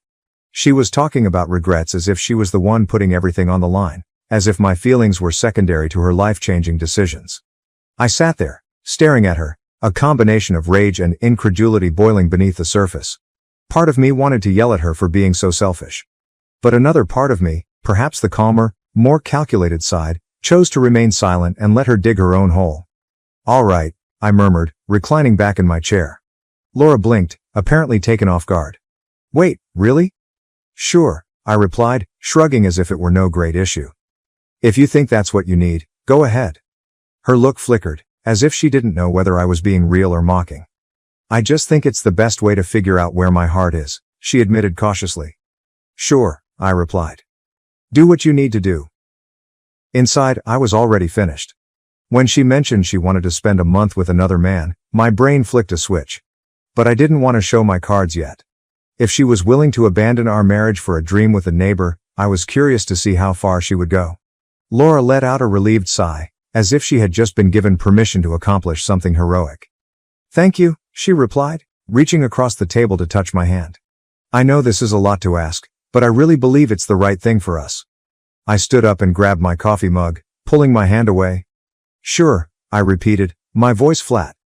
If that's what you need. She said nothing after that, simply sat there, most likely contemplating the fact that I wasn't arguing or fighting. But within, I was already planning. Laura spent the following few days packing a modest bag. She informed me she'd be staying with Jake, and she made it sound casual, as if it was simply a temporary arrangement. She didn't appear to realize that I wasn't asking inquiries or expressing any resistance. When Laura went, the house felt different. Not empty, but quieter, as if someone had turned down the volume on my life. I stood in the living room after she left, her duffel bag slung over her shoulder, and stared at the door. I expected to feel angry or heartbroken, but all I felt was a peculiar peace, as if the weight of pretending everything was fine had finally been lifted. I strolled into the kitchen, poured myself a drink of water, and stood there, trying to figure out what had just happened. My wife, whom I had been with for years and expected to spend my life with, had departed to figure things out with the guy next door. If it hadn't been my life, I would have assumed it was some insane TV drama. The first several days felt odd. I started noticing the little things she'd left behind. Her favorite cup on the kitchen counter, a pair of shoes near the entrance, and a blanket thrown over the back of the couch. I considered relocating them, but ultimately chose to leave them where they were, not because I missed her, but because I didn't want to waste energy. I poured myself into work, taking on extra assignments to fill my schedule. I stayed late at work not because I had to, but because I didn't want to return home to an empty house. When I wasn't working, I went to the gym frequently. I had never been a regular gym goer before, but there was something fulfilling about pushing myself physically, as if I could sweat out all of my stress. Friends began to realize that something was amiss. A few of them inquired as to why Laura was not present, and I responded vaguely. She's staying with a friend for a while, I explained, attempting to sound casual. I wasn't ready to dive into the real tale yet. My father was the only one I spoke the truth to. I contacted him a few days after Laura left, and the first thing he asked was, "What's wrong?" He's always been able to read me, even over the phone. When I informed him what had happened, there was a prolonged delay on the other end of the call. Then he added, "Well, son, I hate to say it, but it sounds like you're better off without her." At first, I wasn't sure what to reply. I anticipated him to be more furious or ask more questions. But then he said something that remained with me. "If she doesn't know your worth, why should you wait around for her to figure it out?" He was correct. I'd spent so much time trying to understand Laura's decision and find out where I went wrong that I hadn't considered what I deserved. I wasn't just a backup plan in case her affair with Jake didn't work out. That night, I sat in the darkened living room, staring at the wedding photo on the mantel. We seemed so pleased in that image, so certain in our future. But now it simply felt like a reminder of all that had gone wrong. By the end of the week, I had made my decision. I was not going to sit around and wait for Laura to make her big decision. I was planning to make my own. The next day, I called a divorce attorney. Sitting in that lawyer's office felt weird. I detailed the scenario, attempting to maintain a steady voice, even though a part of me still couldn't believe it was true. The lawyer listened intently, nodding as I spoke, and when I finished, he replied, "You are well within your rights to file for divorce. This type of situation falls under irreconcilable differences." Hearing those words made things click in my head. Irreconcilable differences. This is what we would become. Laura and I weren't on the same page anymore, and perhaps we never had been. The lawyer guided me through the process, outlining what I needed to do and what I could expect. By the time I left his office, I had a strange sense of satisfaction, as if I had finally taken charge of my life. Back home, I began taking little efforts to prepare for the inevitable. I transferred some money to a second account in case things became ugly later. I walked through the house and began mentally partitioning what was mine and what was hers. I didn't touch her belongings yet. I figured I'd wait until things were official, but in my head, I was already planning how the house would look without her. The days stretched into weeks, and I grew accustomed to the stillness. It wasn't as horrible as I expected. In fact, it felt really tranquil. I didn't have to deal with Laura's continual chatter or the minor disagreements over trivial matters like whose turn it was to do the dishes. Meanwhile, I started hearing stuff through the grapevine. A neighbor reported seeing Laura and Jake at the park, looking cozy. Another person claimed to have seen them at a cafe downtown. I nodded and smiled, as if nothing bothered me, but inside I was filled with rage and pity. Anger because she had thrown away everything we owned for a fling with a boy who was unlikely to stick around. Pity, because I knew it wouldn't go well for her. Jake did not strike me as the sort to settle down, and Laura was about to find out the hard way. By the third week, I had stopped checking my phone for Laura's texts. I assumed if she wanted to communicate, she'd reach out, but I wasn't holding my breath. I was finished waiting for her. One night, while cleaning out the garage, I came upon a box of old photos from when Laura and I first met. For a brief period, I felt a stab of sadness as I remembered how happy we had been back then. But then I remembered all the subtle red signs I'd disregarded over the years, all the times I'd prioritized her demands over mine without even recognizing it. I closed and moved the box away. I didn't need those memories. Laura decided to make her spectacular reappearance almost exactly a month ago today. I had not heard anything from her during her brief trial with Jake. The few texts she sent were vague at best. "Hope you're doing okay," or "We'll chat when I get back." She didn't even try to keep me updated or pretend she was torn about her decision. It was as if she had already dismissed me as Plan B. By this point, I had ceased caring. I wasn't waiting by the door for her to come to her senses. I wasn't pacing the house, wondering what she and Jake were doing. I had filed for divorce, and my lawyer had already begun drafting the paperwork. As far as I was concerned, the marriage was ended. But I didn't tell her that just yet. When she went through the door, nothing seemed to have changed, at least for her. She had her bag draped over her shoulder, her hair nicely done, and a confident expression on her face, as if she'd just returned from a trip and was expecting me to roll out the red carpet. "Hey," she said, placing her luggage by the door. "I'm back." I was sitting on the couch, scrolling between channels and scarcely looking up. "Welcome back," I murmured, my tone remaining neutral. She paused, as if she was anticipating more of a response. When I didn't jump up or inquire how it went, she walked over and perched on the couch's arm. "We should talk," she stated quietly and carefully. I turned to face her and muted the TV. "All right," I replied, crossing my arms. "Talk." Laura smiled, the kind of smile she used when she was trying to make things better. "I've done a lot of thinking," she told me. "And I've realized some things. About myself. About us, about what I want." I simply nodded, waiting for her to continue. She took a big breath, as if she were ready to give an impassioned statement. "I care about you, Mike. I really do. And I think we can work through this. I think we can rebuild what we have." Rebuild. She stated it as if it were as simple as repairing a leaking faucet. I didn't say anything, simply looked at her, allowing her to fill the silence. She was perplexed by my silence, but she persisted. "Jake's a great guy," she remarked, and I had to bite my tongue to stop giggling at how casually she mentioned him. "But I realized he's not what I need. He's fun, sure, but he's immature. He doesn't have the stability that you have, and I think I was just caught up in the excitement of it all." There it was. Her big revelation. She tried out the shiny new toy and decided she liked the old one more. "Uh-huh," I replied, my voice cool. Laura blinked, as if she expected a more intense reply. "I know I've hurt you," she murmured, reaching out and touching my arm. "But I really believe we can get past this. We've been through so much together, Mike. We have history. That's not something you just throw away." I let her continue, I let her unload all of her perfectly practiced phrases about love, forgiveness, and beginning over. When she finished talking, I rose up and walked over to the kitchen counter. I unlocked a drawer, pulled out the divorce papers my lawyer had sent over, and placed them on the table in front of her. "What's this?" she inquired, her smile fading. "Divorce papers," I explained simply. Her face turned pallid. "You're kidding," she exclaimed, releasing a frightened laugh. "Nope," I replied, leaning against the counter, arms folded. "I'm not kidding." For a time, she stared at the papers, as if she couldn't believe what she saw. Then she glanced up at me with big eyes. "You're divorcing me?" "Yeah," I said, my voice steady. "I'm not interested in being your second choice, Laura." Her face went from shock to angry in an instant. "Second choice?" she demanded. "That's not what this is." I was confused, Mike. I needed time to figure things out. "And in the process, you decided to test the waters with another man," I added calmly. "You left. You walked out on our marriage. And now you're back because it didn't work out with him. Do you honestly think I'm just going to take you back like nothing happened?" Laura opened her mouth to argue before closing it again, her face growing red. "It's not like that," she responded, her voice quivering. "I was trying to do the right thing. I didn't want to stay and resent you. I thought—" She trailed off, her gaze darting across the room.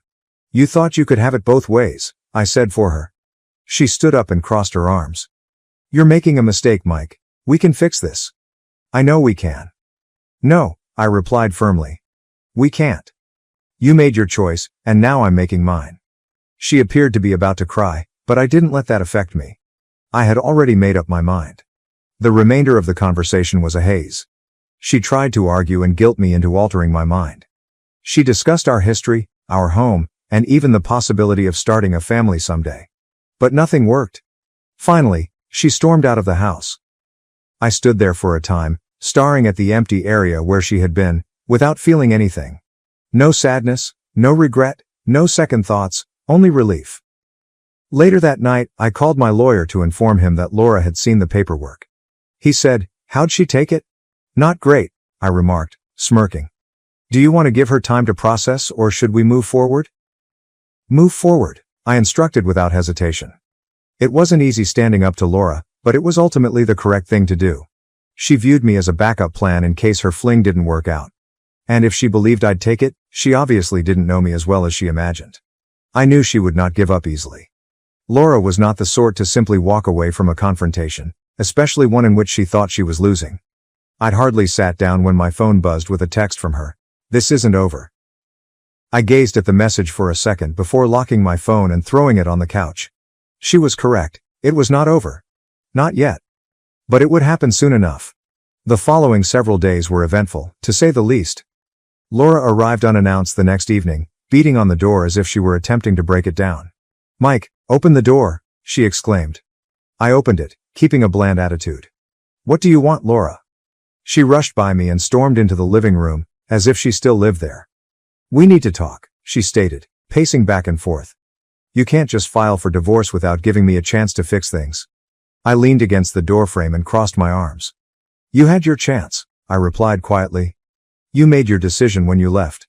"That's not fair," she responded, her voice rising. "I didn't leave to end our marriage. I left to figure things out, to make sure I wasn't making a mistake by staying." I could not help but laugh dryly. "And in doing that, you proved you didn't value what we had. You don't test a marriage by running off to someone else, Laura. That's not how it works." She paused pacing and turned to face me, her eyes blazing with frustration. "I was confused," she remarked, her voice shaking. "I didn't know what I wanted, but I know now. I want us, Mike. I want to fix this." "Too late," I replied, my tone strong. "You don't get to come back now just because things didn't work out with Jake." Her face contorted in rage, and she aimed a finger at me. "You're being petty," she said. "You're throwing away everything we built over one mistake." I shook my head, maintaining my composure. "It wasn't just one mistake, Laura. It was a series of choices. You chose to flirt with Jake. You chose to prioritize your feelings for him over our marriage. And then you chose to leave. Those weren't accidents, they were decisions." She opened her lips to argue, but then stopped, her shoulders sagging. For the first time, she appeared defeated. "What am I supposed to do now?" she inquired quietly. I sighed, feeling pity for her, despite everything she had done. "That's not my problem anymore," I explained. You made your choices. Now you have to live with them. She waited for another minute, looking as if she wanted to say anything else, but then she walked out without saying anything. Following that, the divorce proceedings went fast. Laura attempted to drag things out at first, perhaps expecting I would change my mind. She even tried to play the victim in front of our mutual acquaintances, accusing me of being cold and cruel. My father, on the other hand, was completely on my side. When I told him about the scenario, he let out a low whistle. "She's got some nerve," he commented. "But I'm proud of you, son. Standing your ground isn't easy, but it's the right thing to do." Laura's stalling tactics proved ineffective. My lawyer was sharp, and the proof of her leaving for Jake made things quite clear. She attempted to plead for spousal support, stating she had given up her profession for the marriage, but the judge did not buy it. Finally, we reached a reasonable deal. She received a modest sum of money and some of the furniture she'd chosen, but I kept the house and the most of my savings. It was not ideal, but it was better than I had anticipated. The final hearing was bittersweet. Sitting in that courtroom, signing the documents that would officially end our marriage, felt strange. I glanced across at Laura a few times. She appeared exhausted, as if she hadn't slept in days. Her lawyer handed her a pen, and for a brief minute, I assumed she was not going to sign. But eventually, she scribbled her name at the bottom of the sheet, completing the transaction. Following the hearing, she approached me in the hallway. "Mike," she spoke softly, just above a whisper. "I'm sorry for everything." I stared at her, hoping to recognize the person I'd fallen in love with all those years ago, but all I saw was someone I used to know. "I know you are," I replied. "But sorry doesn't fix this."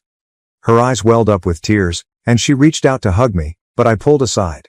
"Take care of yourself, Laura," I whispered, starting to walk away. I'd occasionally hear tidbits about Laura through the grapevine. Jake obviously moved on to someone else shortly after she returned to me. According to one common friend, she was currently living with a relative and figuring out her next moves. I didn't feel satisfied hearing about her problems, but I also didn't feel sorry for her. She had made her decisions, and now she was dealing with the consequences. One day, I ran into her at the supermarket. We locked eyes briefly, and I could see remorse written all over her face.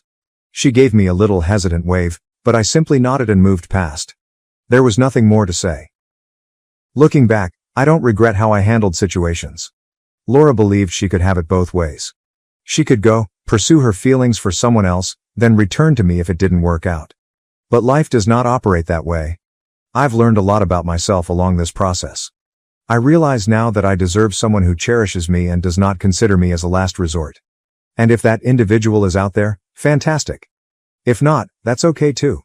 For the time being, my primary goal is to reconstruct my life on my own terms. Laura's trial run with Jake may have been her way of gaining clarity, but it was a wake-up call I didn't realize I needed. Thank you for watching. If you haven't subscribed yet, please do so and hit the notification bell to stay updated with more shocking real-life stories happening around you. My own family organized an intervention to disown me for the sake of the family. Sadly, they were unaware of the covert business I owned. Hello everyone. Before we begin, a small favor? If you love this type of work, please subscribe. It's free, helps the channel, and ensures you never miss out on great videos. Okay, let's get started. Let me set the scene. My name is Alex, and I've always been referred to as the black sheep of my family. My family is all about appearance. We're talking about an entire clan that is completely infatuated with flashy objects. My parents own a network of jewelry stores where wealthy individuals may spend a year's rent on something they'll only wear twice. Jewelry is more than simply a business for them. It is a part of their personality. Apparently, I am the flaw that tarnishes their flawless image. It's not like I'm a slacker who spends his days playing video games in the basement. Far from it. I own a business that designs and customizes high-end bikes. I'm not referring to the kind you acquire in a sports goods store. These are handcrafted, elegant machines with incredible attention to detail, bikes that are more expensive than some cars. My clientele? CEOs, celebrities, and collectors seeking something one of a kind. But here's the thing, I keep a fairly low profile. I do not drive flashy automobiles or wear expensive watches. My workshop isn't in a flashy office park. It's in an old industrial building that I purchased outright. My company is small, only a few individuals I trust, and we produce bikes with a 6-month wait list.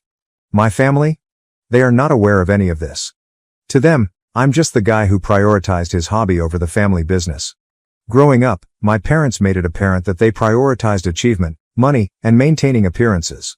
My older brother Ethan was groomed to take over the jewelry empire. He has the firstborn golden child idea down to a science. My sister, Vanessa, is their pride and delight since she married into money. And then there's Daniel, the family baby who can't do anything wrong, despite the fact that he lives off the family name. I guess I was doomed from the beginning. I did not want what they wanted. They enjoyed the limelight, the continual desire to network, and the pressure to project the picture of a perfect family. I despised it. When I was younger, I'd sneak away from their silly galas and charity dinners to tinker with everything I could get my hands on. Broken radios, old motorcycles, anything mechanical. That is how I discovered my passion. As I grew older, it became clear that I did not fit in.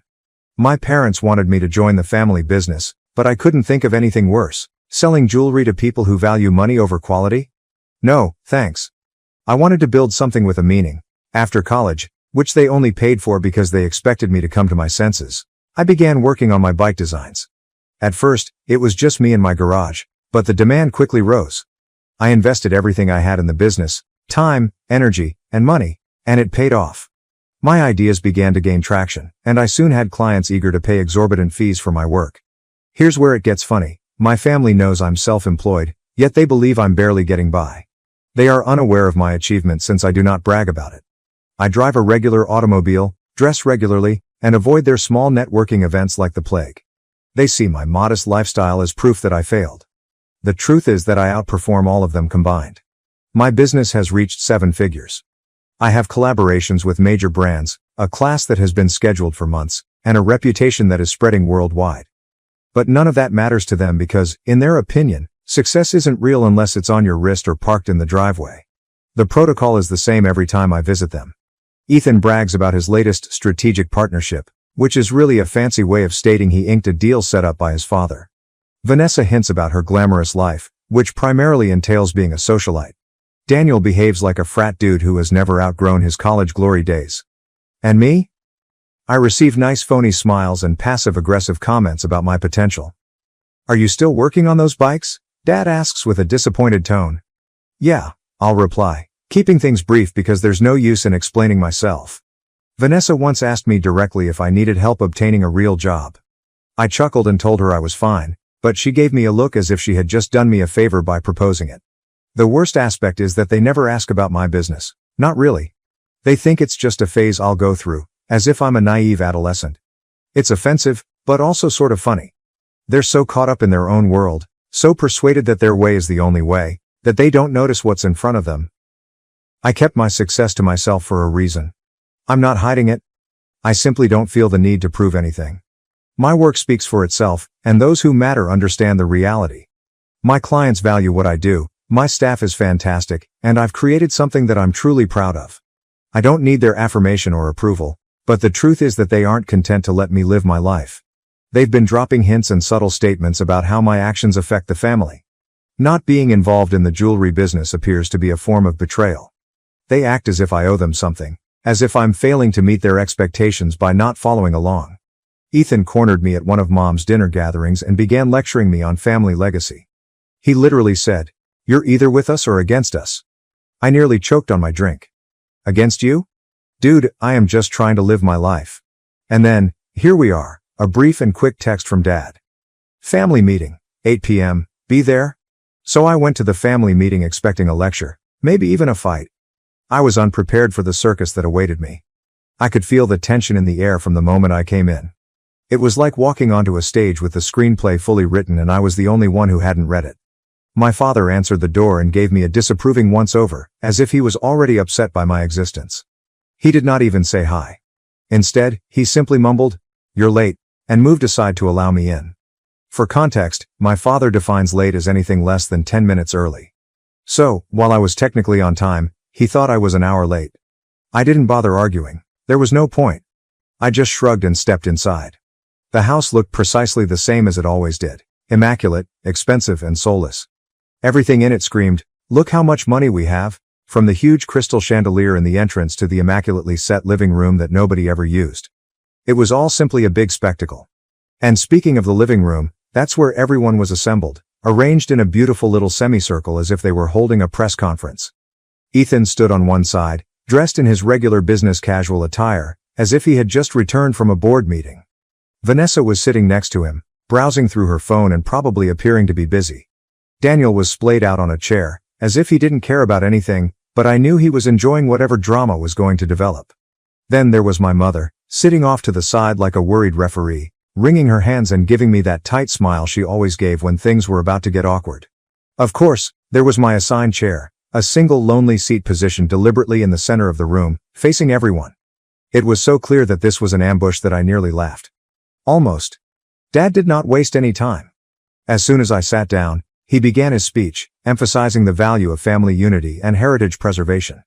It was all extremely official and rehearsed. At one point, Ethan weighed in with phrases like long-term strategy and brand image, which made me roll my eyes so hard I feared they would get stuck. Vanessa wasn't far behind, commenting on how my decisions were troublesome and how they impacted on the family as a whole. She continued using terms like reputation and status, as if these were the only things that mattered. Daniel didn't say much, and he didn't need to. He was simply sitting there smirking, as if he were watching his favorite television show. I didn't say anything. I simply listened to them, nodding occasionally to give the impression that I was paying attention. To be honest, it was intriguing to see how much effort they had put into the entire process. They truly believed they were conducting some sort of intervention, rescuing me from a life of failure and shame. Finally, Vanessa handed me a folder. She slid it across the coffee table, as if she were presenting me with some sacred document. "This is for the good of the family," she remarked, her tone condescending. I opened the folder and realized how far they were willing to go. Inside were legal papers that were carefully ordered and filled with jargon. I did not need a lawyer to comprehend. The gist was simple. They were cutting me off. No inheritance, no ties to the family business, and no connection to the family name. For a second, I just stared at the papers, not because I was surprised. I could see this coming from a mile away, but because it was ridiculous how serious they were taking this. They truly believed this was some sort of retribution. Dad leaned forward, his voice serious and forceful. "This isn't personal, Alex. It's about business. Your actions have consequences." I raised an eyebrow. "My actions?" "You've made choices that don't align with the family's values," Ethan stated, as if reading from a script. Vanessa nodded. "It's not just about you, Alex. It's about all of us. We have to protect the family name." I wanted to laugh but didn't. Instead, I glanced through the documents, appearing to read them thoroughly. Their eyes were fixed on me the entire time, waiting for my reaction. Finally, I looked up and asked, "Where do I sign?" The room went completely silent. I don't think they expected that. My mother was the first to break the stillness. "Alex, wait, don't you think you should?" "Nope," I replied, cutting her off. "This is exactly what you want, right? To cut me loose? Let's get it over with." Vanessa blinked, apparently taken aback. "It's not about cutting you loose. It's about setting boundaries." "Boundaries," I said, smirking. "Sure, let's call it that." Dad motioned to the bottom of the page. "Just sign there." So, I did. I took the pen, scribbled my name at the bottom, and returned the folder to Vanessa. She appeared unsure whether she was relieved or irritated. "Is that all?" I inquired, straightening up. Dad frowned. "This isn't a joke, Alex. One day, you'll understand that this was necessary." I nodded, having already gotten halfway to the door. "Yeah, I'll be sure to send you a thank you card when that day comes." As I went away, I could feel their gaze on my back, but I didn't glance back.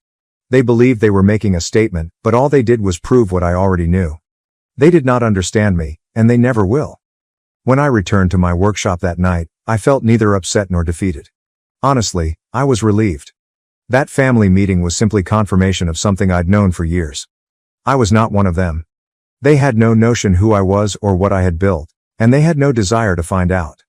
I turned on the lights in my workshop, and the hum of the fluorescent lamps was more soothing than anything I'd felt while sitting in that over-decorated house.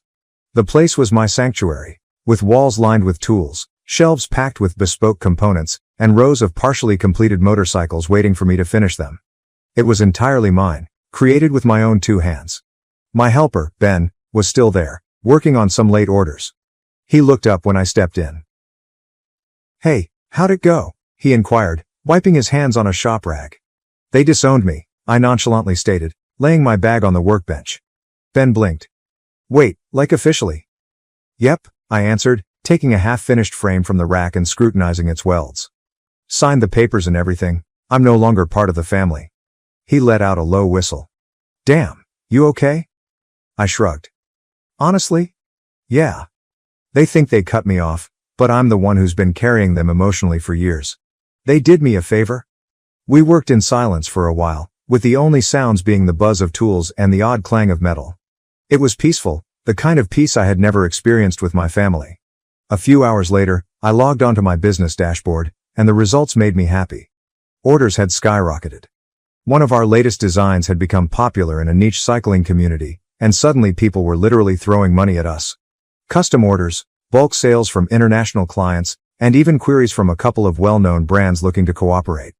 It was overwhelming, but in the greatest way. My inbox was swamped with emails, and while the majority were business-related, a couple stuck out.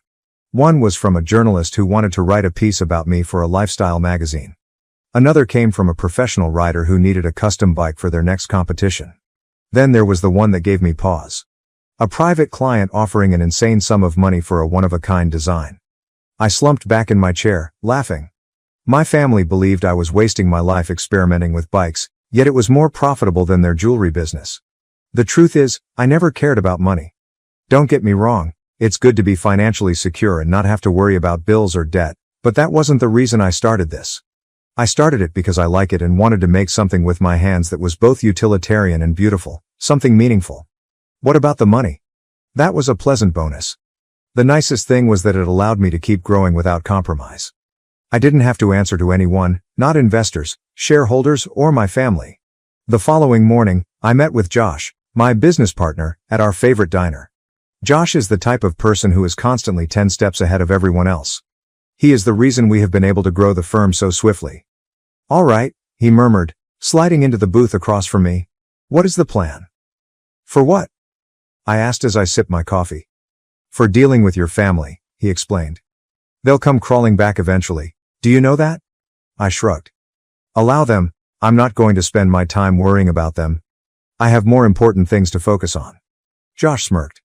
Fair enough. Speaking of broader matters, we need to discuss this. He took out his laptop and showed me an email from one of our vendors.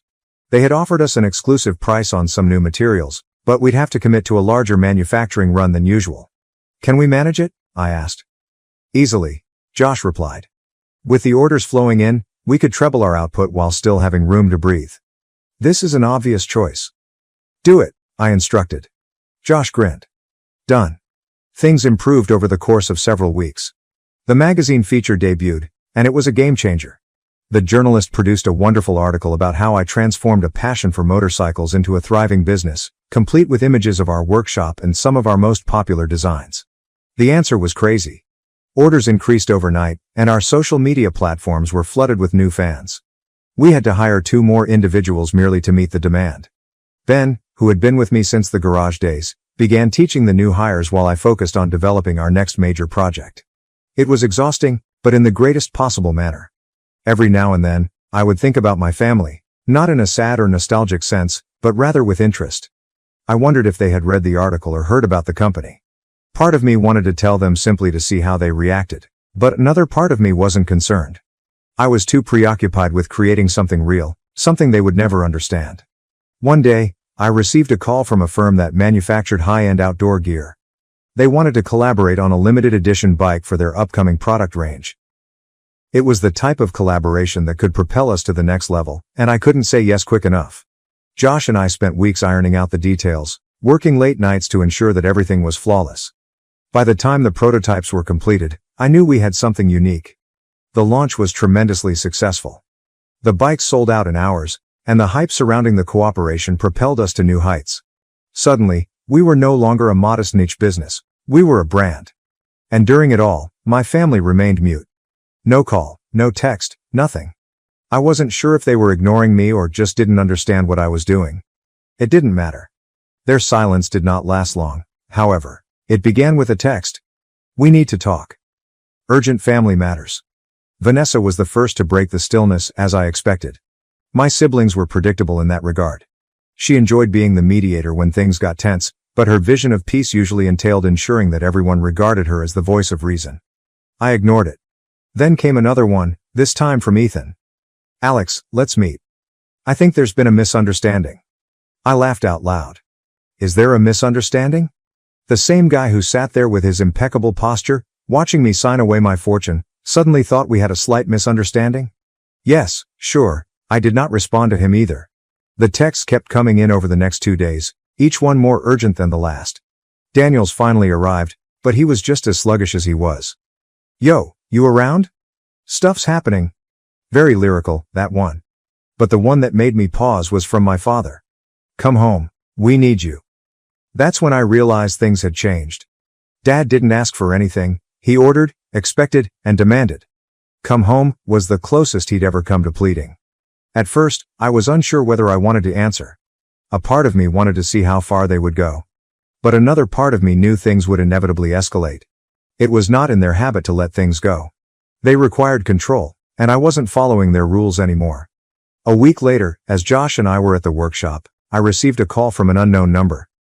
Hello, Alex, a familiar voice said, sounding unnecessarily polite. It was Ethan? We need to talk. I rolled my eyes. I got your texts. What do you want? He paused for a second, revealing everything I needed to know. It's about the family business. Ah, there it was? The family company, of course. We're having some challenges, he said, and I could almost hear the pain in his voice as he said it. It's not a great time for us, and we think you could help. I could help? I inquired, leaning back in my chair and smiled. That's interesting. Last time we talked, I was an embarrassment to the family. My choices didn't align with your values, remember? Alex, Ethan murmured, changing into his favorite condescending elder brother voice. Let's not dwell on the past. This is bigger than all of us. I laughed. No, it's not. It's about you, Ethan, and Vanessa, and Dad, and the fact that none of you have any idea how to adapt to a world that's moving faster than you are. He attempted to push back, but I cut him off. I'm busy, Ethan. If the business is struggling, maybe you should have thought about that before you decided I wasn't good enough to be part of the family. I hung up before he could reply. That was satisfactory. Vanessa made her next move a few days later, when she unexpectedly arrived at my workshop. I was in the process of fine-tuning a bespoke build for a new client when I noticed her car pull into the parking lot. She stepped out in her luxury heels and sunglasses, as if she were walking into a nice boutique, not one where grease and metal were the major decor. I met her at the door, not trying to hide my irritation. What are you doing here? She flashed me one of her excessively polished smiles. Alex, we need to talk. I'm working, I explained, crossing my arms. This won't take long, she said, moving past me into the workshop. She looked around, evidently displeased with the ordered mess. So this is what you've been doing? Bikes? Yep, I replied, not giving anything else. She groaned and turned to face me. Look, things aren't great right now. The business is struggling, and Dad's not handling it well. Ethan's trying to hold things together, but... She trailed off, waiting for me to intervene and save the day. I did not. Finally, she stated, We need you, Alex. Those comments affected her in a different way than she expected. For years I'd been rejected as the one who didn't measure up. And now? They now needed me. What exactly do you think I can do? I inquired, leaning against one of the workbenches. You've always been good with creative ideas, she added, her tone a touch too sweet. And you've clearly been doing okay for yourself here. Okay? I asked, raising an eyebrow. She flinched, realizing her error. I didn't mean it like that. We're in trouble, Alex. The market's changing, and we didn't adapt fast enough. Sales are down, and Dad's, well, he's too proud to admit we need help. But Ethan and I think you could bring something new to the table. I stared at her for a long time, letting her words linger in the air. This was Vanessa, the same person who used to mock my small project and once told me I was squandering my talent. And now she was asking for my assistance. It felt nice. Let me get this straight, I finally remarked. You want me to come back and fix the business after everything you guys pulled? She nodded. We made mistakes, I'll admit that, but we're trying to make things right. I inclined my head, appearing to think about it. Yeah, no. I'm good. Vanessa's face fell. Alex, please. This isn't just about us. It's about the legacy. Your legacy, I corrected her. Not mine. I already have something I'm proud of, and it doesn't involve begging people to buy overpriced necklaces. Her immaculate mask slipped for a second, and I saw a glimpse of frustration. But before she could say anything else, I unlocked the door and motioned for her to exit. Have a nice day, Vanessa. Then, a week later, Dad arrived at the workshop, looking more exhausted and worn out than I had ever seen him. He didn't even bother with politeness. "We need to talk," he remarked quietly and seriously. I leaned against the doorframe and crossed my arms. "Do we, though?" He groaned and ran his fingers through his graying hair. "Alex, I'll admit it, we were wrong about you. About everything. The business is failing. I can't fix it. Your brother can't fix it. We need your help." I stared at him for a long time, allowing the weight of his words to settle in. This was the man who had always preached about pride and reputation, and now he was virtually pleading for my help. "I'll think about it," I finally answered, moving aside to let him enter. And that's when I understood the tables had completely turned. When I promised my father I'd think about it, I didn't intend to let them off the hook. If they wanted me to salvage the family business, they'd have to work for it. For the first time in their lives, they needed to know what it was like to not have all the cards. Over the next few days, I let them stew. There are no calls, texts, or anything. I wasn't ignoring them for petty reasons. Okay, maybe only a little. I wanted them to recognize that they were no longer in control. They disowned me like it was nothing, and now they're circling back, trying to bring me on board. I wasn't going to make things simple. Josh, of course, found the whole thing amusing. "So let me get this straight," he began, leaning on the workbench as I adjusted a frame. "They need you to preserve their business, but they haven't apologized, and they certainly haven't admitted how badly they messed up." "Pretty much," I replied, smirking. "And you just let them twist in the wind?" I shrugged. "Feels fair." Josh laughed. "I wish I had your patience. I'd be sticking it in their faces every chance I had." "Oh, don't worry," I said. "They'll get what's coming, but it's not going to be on their terms."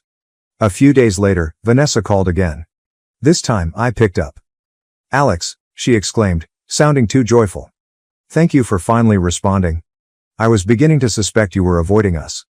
I snubbed the bait. "What do you want?" She paused, and I could tell she was trying to figure out how to word the plea she was about to make. "I wanted to check in, see if you've given any more thought to, helping out with the family business." "I have thought about it," I said. And I have a few conditions." She was silent for a moment. "Okay, what types of conditions?" "I want full control," I murmured, relishing the moment. "Here's the plan. I'll take over the business. You will continue to work as employees, with no titles or power. You will respond to me." Vanessa almost choked. "Wait, complete control? Alex, that is not negotiable." I shut her off. "If you don't like it, find someone else to fix your mess." She stuttered, trying to argue, but I stood strong. She eventually promised to talk to Dad and Ethan and get back to me. My dad returned to the workshop the following day. He appeared more put together this time, but the despair in his eyes was still evident. "Vanessa told me about your conditions," he began as soon as he got in. He exhaled. "That's a hefty ask, Alex. You're asking us to hand over the firm your mother and I started from the ground up." I leaned on the workbench, crossing my arms. "No, I'm asking you to hand over the company that is failing because none of you understand how to change. If you want me to save it, you must let me do it my way. Otherwise, what is the point?" He said nothing. For a long time, I could see the inner conflict on his face. Eventually, he nodded. "Fine, you can have full control, but there's one condition," he told me. "Here we go," I mumbled. "I want you to keep the family name attached to the business," he told me. "That's all we have left." I thought about it for a bit. It wasn't an outrageous request, and to be honest, I didn't care about the name either way. "Deal," I said. The real fun began after the family reluctantly agreed to let me take complete control. I did not waste any time diving in. If they expected this to be a slow, peaceful transition in which they could dispute or second-guess my actions, they were mistaken. This was not a democracy. It was a dictatorship, and I was in charge. The first thing I did after taking over was demolish their beloved hierarchy. Ethan had been conducting operations as if he were auditioning for a reality show about dumb executives. His concept of leadership involved shouting at people when things went wrong and claiming credit when things went right. That was not going to fly. I called a staff meeting in the main office. All managers, department heads, and key personnel were invited. My family also showed up, but they seemed uneasy, sitting off to the side like school children waiting for the principal to scold them. "All right," I said, standing at the head of the meeting table. "Let us get one thing straight. The previous manner of doing things is obsolete. This company will now be driven by outcomes rather than nepotism. A few others looked anxiously at Ethan, who was staring at me as if I had insulted his entire being. I pointed to the whiteboard behind me, where I had outlined a clear strategy. We are streamlining everything. No more bloated budgets, superfluous overhead, or out-of-date practices. I am interested in hearing your views. If you've been buried beneath layers of bureaucracy, that ends now. This is your moment to show what you are capable of. One of the managers raised their hand. And how about the family? I smirked. They will be held to the same standard as everyone else. No exceptions. Ethan scoffed, but I ignored him. Vanessa appeared to want to burrow beneath the table, while Daniel was half asleep. Classic. I then tackled the stores. Half of them were losing money because they had not been updated in decades. The exhibits were worn, the layouts were unclear, and the employees appeared to be just waiting for someone to put them out of their misery. I instantly shut down the locations with the lowest performance. Some employees were disgruntled, which I understood, but I made sure to provide severance compensation and job placement aid. This was not about punishing somebody, it was about saving the organization. The remaining stores received a comprehensive renovation. I hired designers to remodel the premises, transforming them into clean, minimalist showrooms that focused on products rather than gimmicky sales practices. I also implemented a new inventory system, making it easier for customers to browse and buy, whether in store or online. Speaking of online, this was another key area where the corporation had struggled. Their website appeared to be trapped in 2005, complete with clumsy navigation and fuzzy photos. I scrapped it all and hired a team of developers to create a new website from scratch. It was quick, easy to use, and smartphone optimized. Within weeks of launch, internet sales surged. Then came the product line.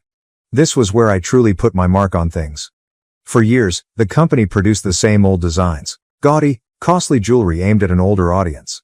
It was okay for the older set, but it utterly ignored younger customers seeking something new and current. I launched a new line centered on minimalist, ecological designs. Consider exquisite items crafted from recycled materials, with an emphasis on craftsmanship and storytelling. Each piece included a card explaining where the materials came from and how they were recycled. It was a hit. People appreciated the concept of owning something unique that didn't harm the environment. Vanessa first despised the idea. She claimed that it was too hazardous and did not meet our clients' expectations. But after the numbers started flooding in, she had to concede I was correct. Of course, not everything went well. I had to deal with a lot of criticism, especially from my own family. Ethan, in particular, seems determined to undercut me at every opportunity. He'd pull me aside after meetings and say things like, "Are you certain this is the best decision? I mean, you're new to this level of management?" I'd just smile and say, "You're welcome to step down if you believe you can't handle the changes." That typically silenced him. And Daniel? Honestly, I had no idea what he was doing half the time. He'd arrive at meetings late, if at all, and offer nothing. I eventually assigned him a tiny responsibility maintaining the company's social media profiles, which kept him busy enough without inflicting any significant damage. Despite the hurdles, the outcomes spoke for themselves. Within 6 months, the company was unrecognizable, in a positive sense.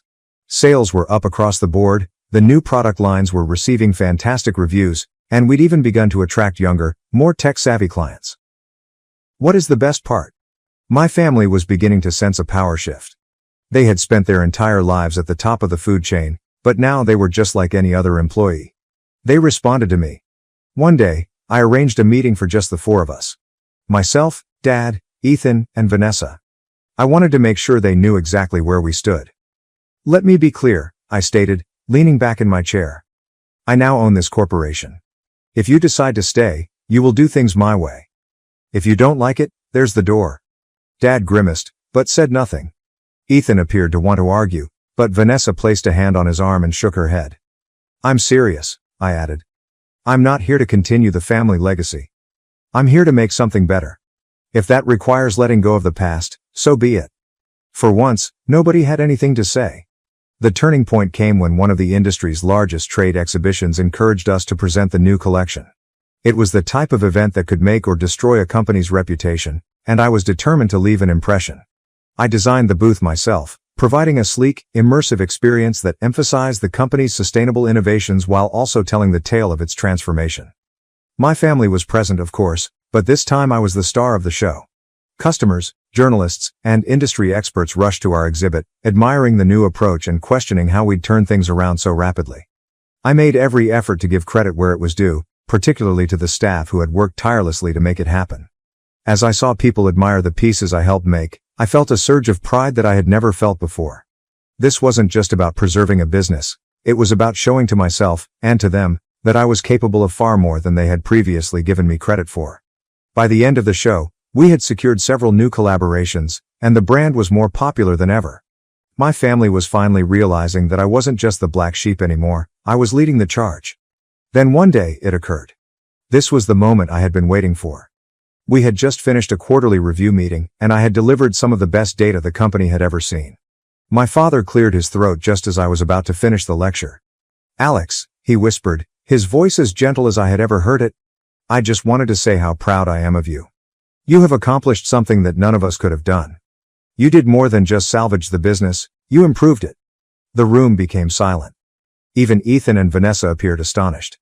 "Thanks," I replied, keeping my tone neutral. Vanessa joined in. "Dad is right, we should have seen your potential sooner. You've taken this company to places we never imagined possible." Ethan nodded, grudgingly. "You proved everyone incorrect." I can admit that. It was weird to hear them admit it out loud. "We've been talking," Dad said, looking at the others. "We'd like to fix things, not just the business, but us, the family." There it was, the apology and the olive branch. I sat back in my chair, allowing their comments to hang in the air for a minute. "I appreciate that," I said. "But let's be honest, you didn't want me in the family until I proved useful. That is not something I can forget."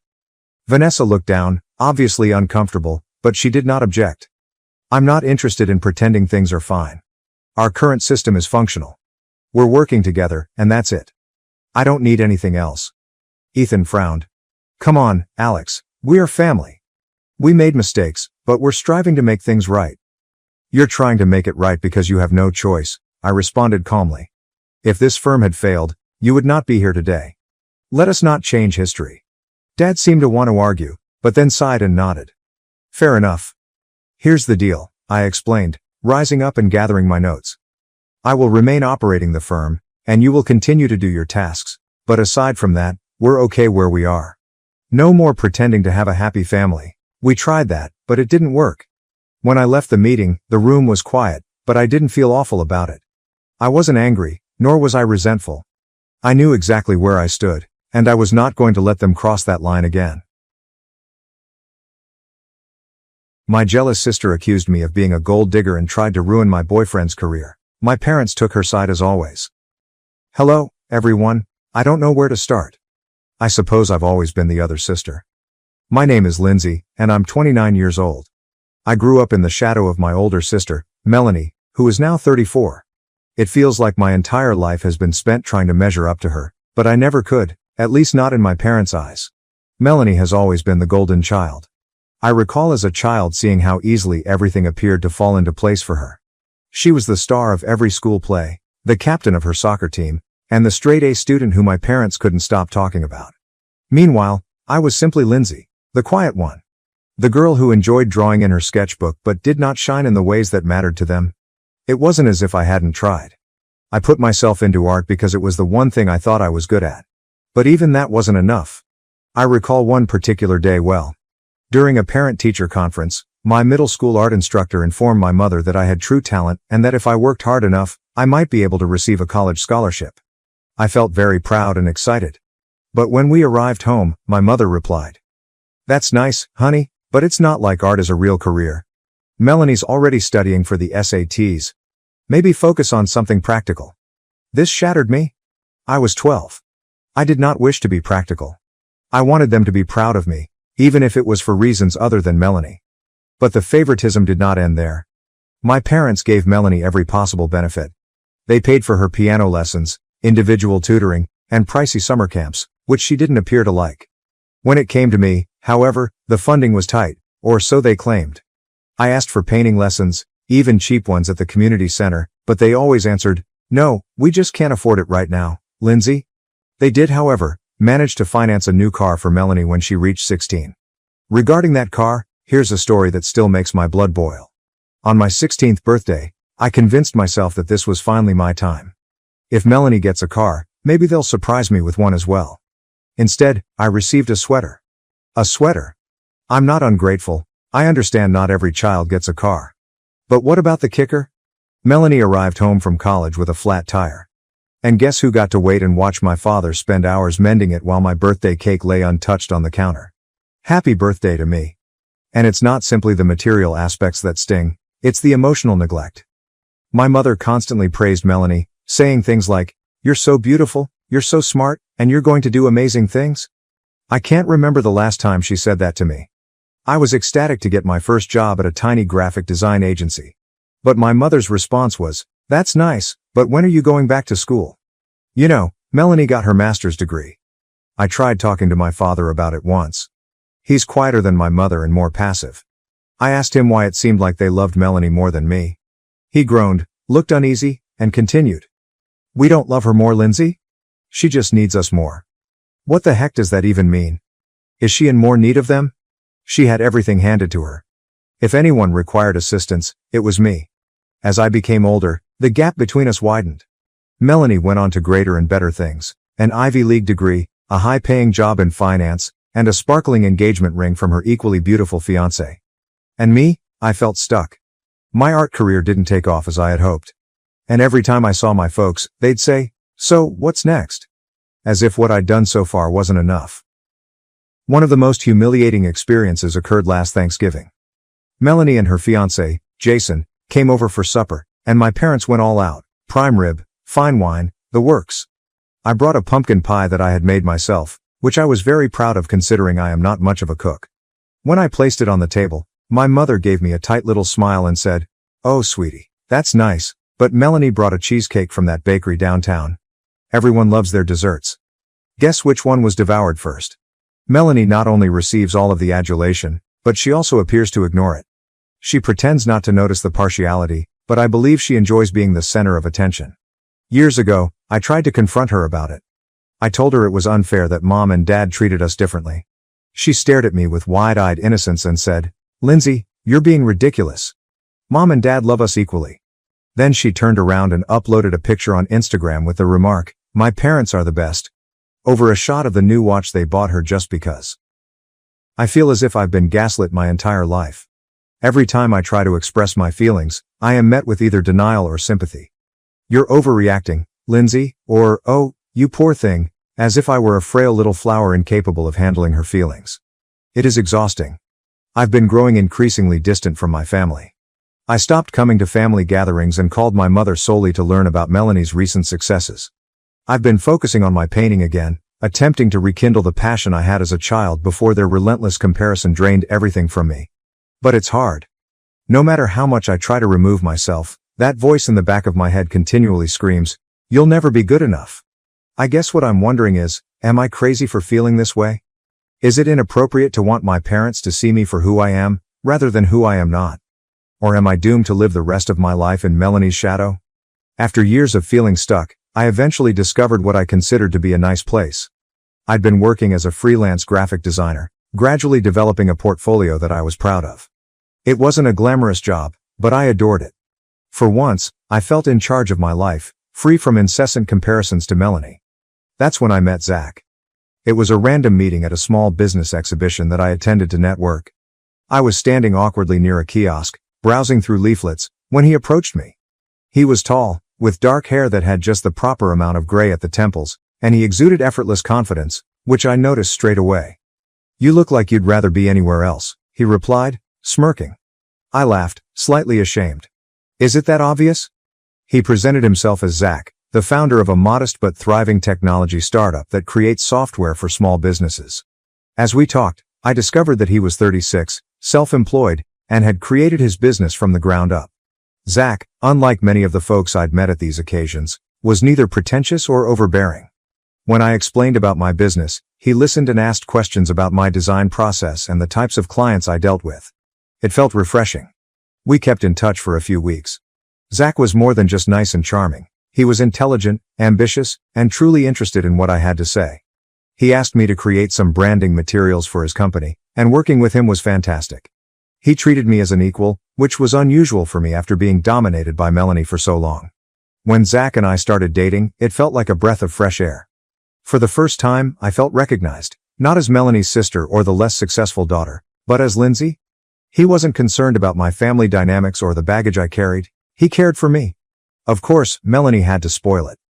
At first, my parents appeared cautiously enthusiastic about Zach. They loved his success, though my mother couldn't help but make snarky remarks like, "Well, he's a bit older, isn't he?" Or, "I hope he's serious about you." Melanie, on the other hand, despised him from the start. I should have seen it coming. Melanie delights on being the center of attention, the one everyone envies. Zach's accomplishments made her feel threatened. She couldn't believe I'd found someone who was not only nice and helpful, but also extremely accomplished in his own right. So, in classic Melanie flair, she sought to instigate drama. It began quietly. Melanie mentioned during a family meal how handy it was that I met Zach while working on a project for him. "So, did you land the guy and the client?" she joked, loud enough for everyone to hear. I attempted to shrug it off, but the inference was clear. She assumed I was just dating Zach for his money.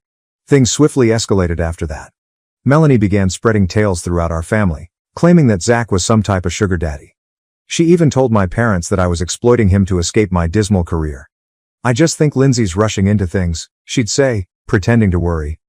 "It's not like she's ever dated someone like Zach before. You have to admit, it's a big step up." What is the worst part? My parents believed her. My mother confronted me one night after dinner. "Lindsay," she asked, her tone concerned, "are you sure Zach is the right man for you? He's so established. I just don't want you to get hurt if this doesn't work out." "What are you talking about?" I demanded. "Zach and I are happy. Why can't you just let me have this?" Mom hesitated. "It's just..." Melanie mentioned some things. "Of course, she did," I added. "Because Melanie can't stand it when the attention isn't on her." I stormed out that night, but the damage had already been done. The seeds of mistrust had been sowed, and no matter how much I defended myself, it seemed as if my family had already made up their minds. The rumors did not end with my family. Melanie began sharing them around mutual friends. People I hadn't spoken with in years. One day, I received a phone call from Sarah, an old high school classmate I hadn't spoken with in years. "Hey, Lindsay," she said nervously. "I just wanted to check in. I heard some things about Zach and wanted to make sure you're okay." "Wait, what things?" I inquired, puzzled. Sarah hesitated. "Well, Melanie mentioned that Zach might be, controlling. She said you've been spending all your time with him and barely talking to your family anymore. I just wanted to make sure everything's all right." I was infuriated. "Sarah, that's not true. Zach is nothing like that. Melanie's just..." I paused, recognizing there was no use in explanation. Melanie had already caused harm. When I challenged her about it, she claimed to be the victim. "I was just worried about you," she explained, wide-eyed and innocent. "I didn't mean for it to get blown out of proportion. You know how people love to gossip. You're the one who started the gossip," I yelled. "Why can't you just be happy for me for once?" Melanie didn't care. She never does. All she cared about was bringing me down and keeping me in the shadow, where she believed I belonged. Throughout it all, Zach was my rock. "Lindsay," he remarked one night as we sat on his couch, "you don't owe anyone an explanation for our relationship. Not your parents, not Melanie, not anyone. The people who really care about you will see the truth." He could see how much it was hurting me and did everything he could to encourage me. I wanted to believe him, but it was difficult. Melanie's falsehoods made me feel increasingly lonely. Even some of my closest friends became distant, as if they didn't know what to think. It seemed like I was waging a lost battle, while Melanie was winning. But Zach was correct in one thing. Those who genuinely cared about me stood by my side. My best friend Emily was among them. When she heard what Melanie was saying, she quickly called me. "Lindsay, this is ridiculous," she said. "Anyone who knows you knows you're not that kind of person. Melanie's just jealous. She can't stand that you're happy." Hearing those words meant more to me than I could convey. For the first time in weeks, I felt less alone. Zach, for his part, refused to be swayed by the reports. If anything, they only strengthened us. He saw through Melanie's tactics and refused to allow her harm our relationship. "She can say whatever she wants," he told me. "At the end of the day, the only thing that matters is us." He was correct. Melanie could spread as many stories as she wanted, but she couldn't take away what Zach and I had created together. For the first time in my life, I wasn't simply Lindsay, the other sister. I was Lindsay, the woman who had found love and happiness despite everything Melanie had thrown at her. I used to believe that things couldn't get worse following Melanie's initial rumors about Zach. I was mistaken. Melanie wasn't simply out to ruin my family's opinion of me. She launched her campaign on social media, dragging my name through the mud for all to see. It began softly, as many of Melanie's shenanigans did.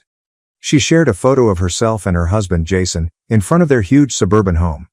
The headline read, "It's amazing what you can achieve with hard work and dedication. Some of us don't need shortcuts." I realized it was about me. The timing was absolutely great. Zach and I had just shared photos from a weekend trip to Napa Valley, which Melanie would have undoubtedly seen. I attempted to ignore her posts, but they got more pointed. A few days later, another photo showed her holding an expensive handbag with the message, "Bought this with my own money, because, some of us don't rely on others to fund our lifestyles." The worst one, however, was a photo of her standing in her garden with a smug smile, holding a coffee cup that read "Girl Boss." The caption, "It's amazing how some people will do anything for a free life." Her friends and acquaintances chimed in, some even tagging me directly in their replies. I was upset, but I wasn't sure what to do. Part of me wanted to confront her publicly in order to defend myself, but Zach urged me otherwise. "She's baiting you," he remarked. "If you respond, you're giving her exactly what she wants." He was correct, of course, but that didn't make things any easier. Every time I opened my social media, there it was. Her smug expression, passive-aggressive captions, an army of accomplices. It felt like she was waging war against me, and I didn't even have a weapon to defend myself. A few weeks later, things escalated during a family meal. My parents had invited everyone over for what they called a relaxing evening. I should have known better. Nothing about being in the same room with Melanie could possibly be relaxing. Melanie was on edge from the time Zach and I stepped in. She welcomed us with a phony smile and an overly bright, "Oh, hi, you too." But her tone was tinged with sarcasm. She hardly acknowledged Zach, instead concentrating her entire attention on Jason, making a huge deal of questioning him about his career, their forthcoming vacation, and his plans to remodel their already exquisite kitchen. Dinner began uneventfully enough. My mother had prepared one of her hallmark dishes, roast chicken with all the fixings, and the discussion was primarily small talk. However, Melanie, ever the limelight seeker, felt it was time to stir the pot. She leaned back in her chair, whirling her wine glass like a villain from a soap opera, and said, "It's funny. I was talking to one of my friends the other day, and she mentioned how some people are living the dream of all money hunters." The table became silent. My father coughed awkwardly. My mother gave Melanie a warning glance, but she disregarded it. "I mean," she continued, her gaze riveted on mine. "Imagine finding someone who's willing to pay for everything. Your vacations, your lifestyle, even your career. Must be nice, right?" Zach stiffened alongside me. I could feel the heat rising in my cheeks, but I wouldn't let her see me crack. "Are you trying to say something, Melanie?" I inquired, keeping my voice as quiet as I could. "Oh no, of course not," she responded innocently. "I'm just making an observation. Some people have all the luck." "Luck has nothing to do with it," Zach interrupted, his voice low but forceful. "Lindsay works hard, and she doesn't need to rely on anyone to support her." Melanie smirked. "Oh, I'm sure she does. I mean, graphic design is such a stable and lucrative career path. I'm sure you don't help out at all, right?" "Enough." My mother's voice sliced through the tension like a dagger. "Melanie, stop it. This isn't appropriate." But Melanie wasn't done. She slammed her glass down with a bit too much vigor, the sound reverberating around the room. "I'm just being honest, Mom. Isn't that what we're supposed to do as a family? Be honest with each other?" I could not handle it anymore. I sprang up so rapidly that my chair almost crashed over. "Honesty?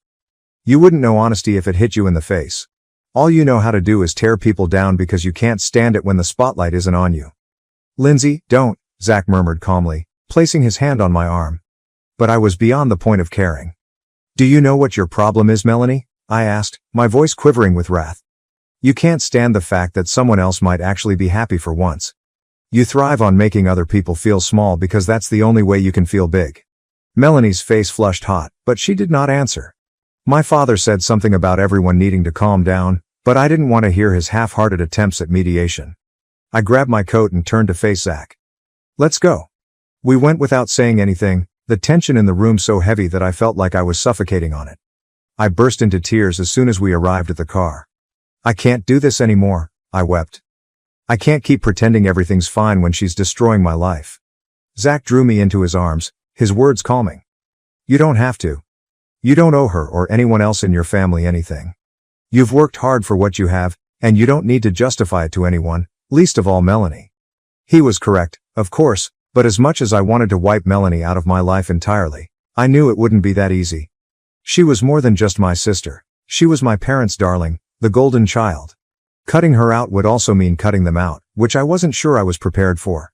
The next few days were a jumble of emotions: rage, despair, and frustration.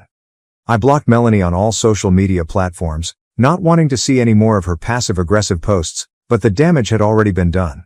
Friends and acquaintances who had seen her posts were immediately asking questions, their tone tinged with thinly veiled condemnation. "You're not actually dating him for his money, are you?" One of them questioned me directly. "No," I snapped.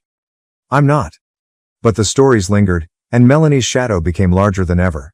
No matter how hard I tried to get away, it felt like she was always one step ahead, ready to drag me down. After that horrible family meal, I knew I couldn't keep putting myself through Melanie's games. Every interaction with her seemed like a landmine about to detonate, and I was done falling into her traps. Zach and I talked about it, and we both agreed I needed to take a step back for my own sanity. I needed to set some boundaries, even if it meant missing family occasions. The first test came a few weeks later, when my parents said they would be having a cookout. "It'll be fun," my mother stated over the phone, her tone far too enthusiastic. "Jason and Melanie are coming, and you can bring Zach. We haven't seen you two in ages." I paused. "I don't think that's a good idea, Mom." She heaved an impatient sigh that made me feel like a troublesome child. "Oh, Lindsay, don't be like this. It's just a little barbecue. You're not still upset about what Melanie said, are you?" "Are you still upset?" I asked incredulously. "Mom, she basically accused me of being a gold digger in front of the whole family, and that's not even mentioning all the crap she's been posting online." Mom dismissed it with a giggle. "Oh, honey, you know how Melanie is. She doesn't mean half of what she says. You two just need to talk things out." "No, Mom," I replied firmly. "What I need is for her to stop attacking me every chance she gets. Until that happens, I'm not going to any event where she's present." There was a prolonged pause. Finally, she remarked, "Well, I think you're overreacting, but if that's how you feel." It wasn't the answer I was hoping for, but she didn't go any further. Zach and I spent the weekend hiking instead, enjoying the solitude and quiet of the trails away from Melanie's toxic presence. But my absence was not unnoticed. A few days later, my father called, his tone pleasant but with that hint of disappointment I'd heard so many times before. "Lindsay, your mother told me you didn't come to the barbecue because of Melanie. Is that true?" "Yes, Dad," I said, bracing myself for the scolding I knew was coming. "Lindsay," he replied.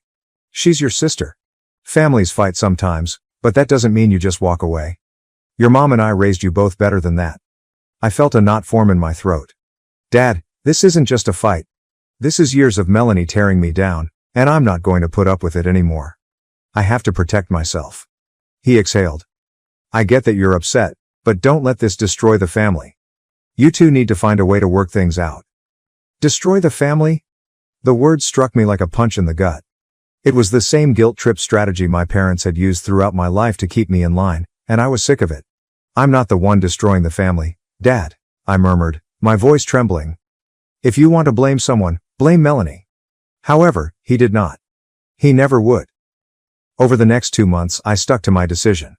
I denied any invitations from my parents to events attended by Melanie. "Let us know when you're hosting something without Melanie," I'd propose. They never did. Every time I turned them down, they'd say I was being harsh, Melanie was doing her best, and I was letting a minor misunderstanding destroy everything. What they didn't realize, or refused to recognize, was that this was not a misunderstanding. This was a pattern of conduct that had persisted throughout my life, and I was not going to continue submitting myself to it merely to keep the peace. The distance from my family was difficult, but it also allowed me to focus on myself. I immersed myself into my business, accepting new clients and developing my portfolio. Zach was my biggest supporter, always there to encourage me and remind me of my worth when I was doubting myself. Slowly but steadily, I began to feel like I was reclaiming my identity. Lindsay, the artist, the partner, the woman who did not want her family's approval to be complete. Melanie, on the other hand, was not satisfied with the status quo. One afternoon, my dearest friend Emily called me. "Hey, have you seen Melanie's latest post?" she inquired, her tone tinged with alarm. "No," I replied, my stomach sinking. "What did she do now?" Emily hesitated. "She posted this picture from your parents' anniversary dinner, and the caption said, 'Some of us actually show up for our family. Watch your family first.'" I groaned. Unbelievable. She can't stand that I'm not playing her game anymore, so now she's trying to make me look like the bad guy. Emily sighed. I know it's hard, but don't let her get to you. You're doing the right thing by setting boundaries. I wanted to believe her, but guilt was gnawing at me. Every time I saw a picture of my family without me, every time I heard my mother's disappointed tone or my father's angry sighs, I felt as if I had failed them. It didn't matter that I was defending myself. Part of me still craved their acceptance and validation. The breaking point occurred a few weeks later, when my parents asked Zach and me to supper. It'll just be the four of us, Mom said. No, Melanie, no drama. I reluctantly agreed. I wanted to believe they were finally listening to me and understanding where I was coming from. However, when we arrived, there was a fifth-place setting on the table. My heart fell. Please tell me that's not for who I think it is, I requested. Before my mother could respond, the doorbell rang. Melanie strolled in moments later, smiling. Oh, Lindsay, I didn't know you'd be here, she remarked, her tone full of feigned astonishment. I turned to my parents. Are you serious? You lied to me. Lindsay, please, Mom begged. We just thought if you two spent some time together, you could work things out. I shook my head, tears of fury and betrayal welling up in my eyes. You don't get it, do you? I'm not the problem here. She is. Melanie gasped and clutched her chest in mock indignation. Me? What did I do? I could not handle it anymore. You know exactly what you did, Melanie. You've spent our entire lives tearing me down, and I'm done pretending it's okay. I'm done being your punching bag. She smirked. Oh, please. You're so sensitive, Lindsay. Maybe if you stopped playing the victim all the time, people would actually take you seriously. That was it. I grasped Zach's hand and turned to face my parents. If you can't respect my boundaries, then I can't be part of this family anymore. My mother started to cry. My father seemed to want to say something but didn't know what. Melanie simply stood there, looking as smug as ever. As we walked out, Zach squeezed my hand. You did the right thing, he replied. I wanted to believe him, but all I could feel was grief. For the first time in what seemed like an eternity, life was peaceful. Zach and I had discovered a rhythm together, a kind of sanctuary away from the drama that my family was continually causing. I was still separated from my parents and Melanie, but I felt no remorse. I'd spent too much of my life bending over backwards to please them. I was now focused on my own happiness. When Zach proposed, their happiness increased tenfold. We were on vacation and stayed at a beautiful home on a remote island. It was the kind of paradise I could only imagine. Pristine beaches, lush foliage, and a villa straight out of a tourist brochure. Zach planned the entire vacation as a surprise for our 2-year anniversary. He urged me to pack my luggage but didn't tell where we were going, just that it would be exceptional. The proposal took place on the second night, following a romantic dinner on the balcony facing the ocean. As the sun sank, the sky turned orange and purple, and the sound of waves breaking against the shore provided the ideal backdrop. I was savoring the scenery when Zach abruptly dropped to one knee, clutching a little velvet box in his palm. Lindsay, he replied, his voice steady but full of passion. The last 2 years with you have been the happiest of my life. You have shown me what it means to truly love and be loved. I hope to spend the rest of my life with you. Will you marry me? I was so overwhelmed that I could barely speak. As I nodded, tears flowed down my cheeks, and my heart felt like it was about to burst with excitement. Yes, I eventually managed to say. Yes, of course, I'll marry you. The ring was stunning, a basic yet elegant design featuring a single diamond that glittered like the stars above us. It wasn't gaudy or over the top, and I appreciated that Zach had chosen something so perfect for me. We spent the remainder of the evening partying, sipping champagne beneath the stars, and fantasizing about our future together. For once, I felt like my life was mine, not defined by my family's expectations or Melanie's shadow, but by the love and pleasure I'd created with Zach. When we returned from our trip, we began arranging the wedding. Neither of us wanted anything large or ostentatious. We both preferred closeness over show. We settled on a small ceremony with only 25 guests, close friends and family members who had been supportive of our relationship since the beginning. Melanie was clearly not on the guest list. My parents' invitation required a more hard decision. I struggled with it for weeks, divided between wanting them to be there and fearing the drama they may cause. Finally, I decided to accept them, but I made it clear that if they brought Melanie as a guest, they would be instantly uninvited. This is my day, I informed them honestly. I'm not going to let her ruin it. The site was ideal, a quaint winery secluded in the countryside, with rolling hills and scenic views. The wedding would be held in an outside garden, followed by dinner and dancing beneath a canopy of fairy lights. Zach and I collaborated closely with Amanda, a wedding planner who helped us bring our vision to life. She was a godsend, keeping things on track and making sure no details were neglected. Of course, Melanie learned about the wedding. I'm still unsure how. My parents said they didn't tell her, but I wouldn't put it past them to accidentally reveal it. Once she knew, the sabotage began. It all started with rumors. Melanie called up extended family members who hadn't been invited, explaining that I had purposefully excluded them because I thought I was too good for the family. She informed one cousin that the wedding was being held at a fancy, costly vineyard and that I was wasting Zach's money like it was going out of style. She's always been jealous of me, Melanie allegedly stated. This whole wedding is just her way of trying to one-up me. I learned about the rumors from my Aunt Karen, who contacted me one evening, apparently disturbed. Is it true, Lindsay, that you are not inviting anyone from your family except then your parents? She asked.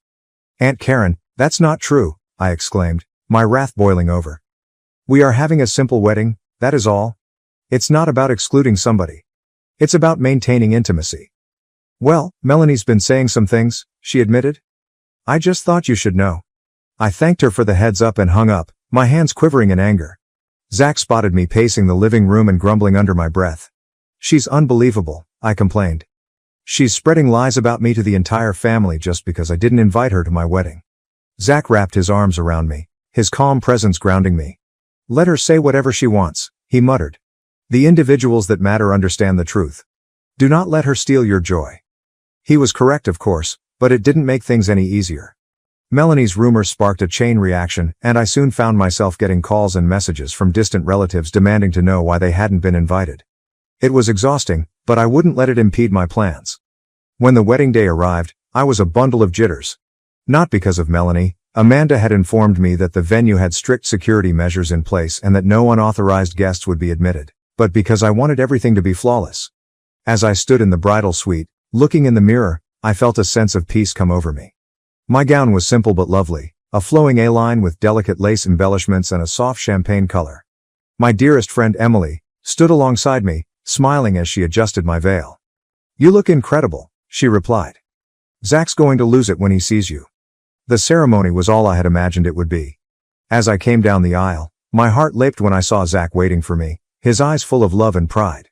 We exchanged meaningful and highly personal vows, and when we said I do, there wasn't a dry eye in the yard. The reception was equally as wonderful. The meal was exquisite, the wine flowed freely, and the dance floor was filled with laughing and happiness. My parents behaved appropriately, though I could sense my mother was uncomfortable without Melanie. Still, for once, the spotlight was on me. Not on family conflict or sibling rivalry, but on the love Zach and I shared. As the night came to a close, I found myself sitting with Emily and a few other close friends, reminiscing on everything that had led up to this point. You did it, Emily remarked, raising her glass in toast. You stuck up for yourself and achieved pleasure. That is what matters. Following the wedding, Zach and I hoped Melanie would finally leave us alone. But of course, that was too much to ask. Instead, her toxic behavior worsened. She began spreading even more ridiculous accusations, not only about me but also about Zach. According to Melanie, Zach had a history of dominating his partners, had been sued for fraud in the past, and was using his fortune to influence me into separating from my family. Of course, it was all falsehoods, but the sheer arrogance of it was terrible. The worst aspect was that her lies began to damage Zach's professional reputation. One of his business associates, Mark, called him to inquire about the lawsuit. At first, Zach was perplexed. But when Mark mentioned that he had learned about it through a mutual acquaintance, it was evident that Melanie was the source. This was the last straw for Zach. He was not the kind to exacerbate situations unnecessarily, but this wasn't simply petty family drama anymore. It was defamation, and it was beginning to harm his livelihood. Zach decided to pursue legal action. He contacted his lawyer, Andrea, a no-nonsense woman who had handled his business contracts for many years. Andrea acted quickly when Zach explained the problem. We'll draft a cease and desist letter immediately, she told me. If she doesn't comply, we'll escalate to a defamation lawsuit. The letter was mailed a few days later. I hadn't seen it, but Zach assured me that it was clear and left no room for interpretation. It detailed all of Melanie's fraudulent assertions, requested that she stop making defamatory statements immediately, and warned that failing to comply would result in legal action. Zach's tone when discussing it was calm but forceful. This isn't just about us, Lindsay, he told me. People like Melanie won't stop unless forced to. She needs to learn that her actions have repercussions. Melanie did not take it well, as one could expect. The day after she received the letter, she called my mother in tears, accusing Zach of bullying her and attempting to destroy her life. My mother, of course, called me right away, her voice filled with guilt-tripping concern. "Lindsay, what is happening?" Melanie claims Zach is threatening her with a lawsuit. "Isn't that a little extreme?" "She's lying, Mom," I responded, attempting to remain cool. "Zach's not threatening her. He's urging her to stop telling lies about us. She, not him, is ruining people's lives here." "But she's your sister," my mother explained, as if that justified everything. "Can't you two talk it out?" "No, Mom," I snapped. "We tried that, and it obviously didn't work. This is more than simply family conflict, she's breaking the law. If you don't comprehend that, perhaps you're part of the problem." Mom didn't say much after that, but I knew she still supported Melanie. It stung, but by this stage, I was used to it. Melanie's life began to fall apart as the legal pressure increased. Her toxic behavior had alienated many of her friends over the years, and this current incident appeared to be the last straw for a few of them. I heard through the grapevine that numerous people had cut ties with her because they were tired of the continual manipulation and drama she introduced into their lives. Sarah, one of her closest friends, reached out to me. "I just wanted to say I'm sorry for ever believing Melanie's lies," Sarah told me. "She's been saying nasty things about you and Zach for years, but now I realize it's all envy. She's toxic, and I can't be around her any longer." It was reassuring to hear, but also heartbreaking. Melanie had always been surrounded by people who adored her, yet her actions had caused her to lose many relationships. Now those bridges were crumbling one by one. She was also struggling financially. Jason, her husband, had lately lost his job, and without it, they were struggling to keep up their extravagant lifestyle. Melanie refused to downsize, claiming they could wait it out, but debts were piling up. Credit card debt, house bills, and the expenditures of living the fashionable lifestyle were catching up with her. Eventually, everything came crumbling down. Jason petitioned for divorce, alleging irreconcilable differences. According to what I heard, he had gotten tired of her continual desire for attention and refusal to accept responsibility for her actions. Melanie's situation deteriorated much further after her divorce. She lost her house and most of her belongings and was forced to move in with my parents. I wish I could feel sorry for her, but I don't.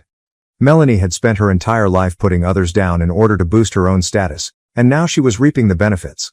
Even yet, it was difficult not to feel some residual anger when I heard my mother discuss assisting Melanie in getting back on her feet. "She's going through a tough time," Mom said one day during one of our few phone calls. "We're just trying to be there for her." "Of course you are," I replied, unable to hide my contempt. "Hasn't she always been your priority?" "That's not fair, Lindsay," Mom exclaimed, protective as usual. "She is your sister. Don't you worry about what happens to her?" "No, Mom," I replied simply. "I care about what happens to me and Zach, and I'm not going to let her drag us down with her." It was a harsh statement, but it was true. I'd spent far too much of my life thinking about Melanie, about how to deal with her drama and how to convince my parents of the harm she was creating. I was now focused on defending myself and the life I had created with Zach. Melanie appeared to fade away from my radar over time. The legal letter had worked. She ceased spreading lies about us, and we were finally at peace. Zach and I immersed ourselves into our profession and our relationship, creating a life founded on love and mutual respect. My relationship with my parents remained tense, but I had come to realize that certain things would never change. Every now and again, I received updates about Melanie from family members. She was still living with my parents and struggling to reconstruct her life. Part of me wondered if she'd learned anything from this, but I doubted it. Melanie is the type of person who rarely changes. Finally, I understood I didn't need her to provide me with closure. I didn't require an apology or recognition of the grief she had inflicted. What I needed to do was move forward, leave the past behind, and concentrate on the future. And this is exactly what I did. It took years, literally years, for my parents to understand what I had been attempting to tell them throughout my life. For as long as I could remember, they had overlooked, justified, and even glorified Melanie's behavior, regardless of how toxic or harmful it was. However, as the consequences of her acts became apparent, they were unable to ignore the reality any longer. I initially noticed the shift when on the phone with my father. Melanie had returned to live with them months before, and I had kept my distance. My parents periodically tried to contact me, but our chats were difficult.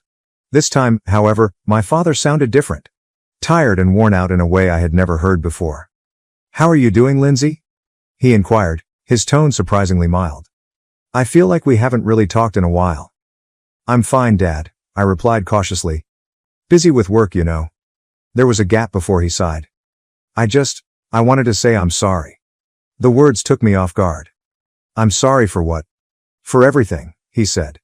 For not listening to you and not noticing what Melanie was doing. Your mom and I have discussed how badly we have let you down. I wasn't sure what to say. For years, I had imagined hearing those words, my parents finally admitting the pain they had caused by continuously side with Melanie. But now that the moment had arrived, it seemed strange. Dad, I asked softly, what brought this on? Melanie, he acknowledged. Getting her back in the house has been eye-opening, to say the least. The way she speaks to your mother, the way she blames everyone else for her problems, it is tiresome. It has made us realize that we have allowed her to get away with far too much for far too long. Part of me wanted to be vindicated, but largely I felt tired. I appreciate the apology, I responded. But it doesn't change what happened. I know, he replied swiftly. I do not expect it to. I just wanted you to know that we see it now, and we apologize. A few days later, my mother called. She was never as forthright as my father, but her message was consistent. We didn't do right by you, Lindsay, she admitted, her voice thick with sorrow. We ignored Melanie's behavior because it was simpler than confronting it, and as a result, we damaged you. I'm very sorry. Hearing their comments was a step forward, but it did not alleviate years of sorrow. I told them so. I need time, I explained. This isn't something I can just forgive overnight. They appeared to understand, and for the first time, they didn't try to force me to move quicker than I was willing to. Not long after, I received a letter. It came from Melanie. Seeing her handwriting on the envelope filled me with dread. I hesitated whether or not to open it, but my curiosity won out. The letter was long, many pages of carefully written text, and as I read it, I couldn't help but feel a range of emotions. Melanie apologized for everything, the lies, the manipulation, and the years spent undermining and making me feel tiny.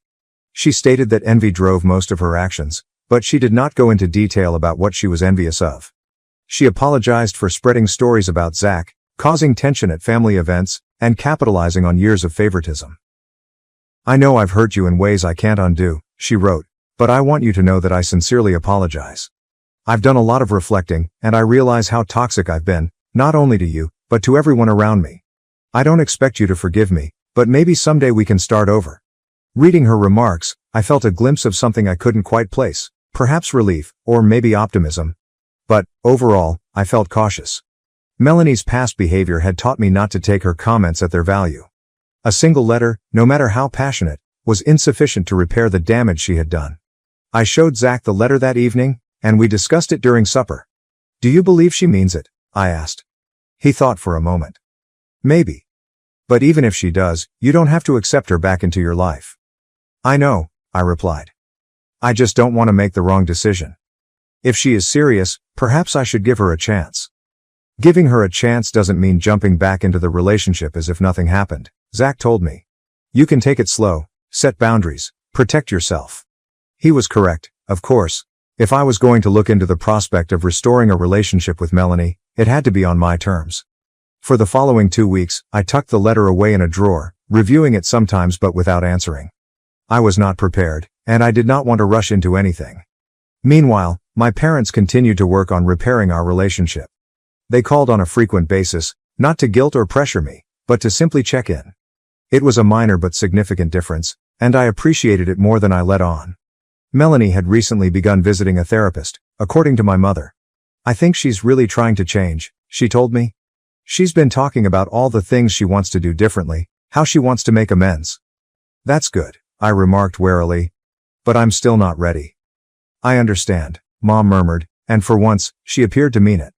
Months passed, and I began to experience a feeling of closure, not because I had forgiven Melanie or repaired our relationship, but because I was finally enjoying life on my own terms. I was doing well in my career, my relationship with Zach was better than ever, and I had surrounded myself with people who genuinely cared about me. My connection with my parents was gradually improving, and while not ideal, it was a step in the right way. I eventually decided to write Melanie back. My letter was brief and to the point. I thanked her for her apology and acknowledged her efforts, but I made it clear that I required time and distance. If we're ever going to rebuild our relationship, I declared, it has to be on new terms. Terms that respect my boundaries and my well-being. I had no idea how she would react, and honestly, I didn't care.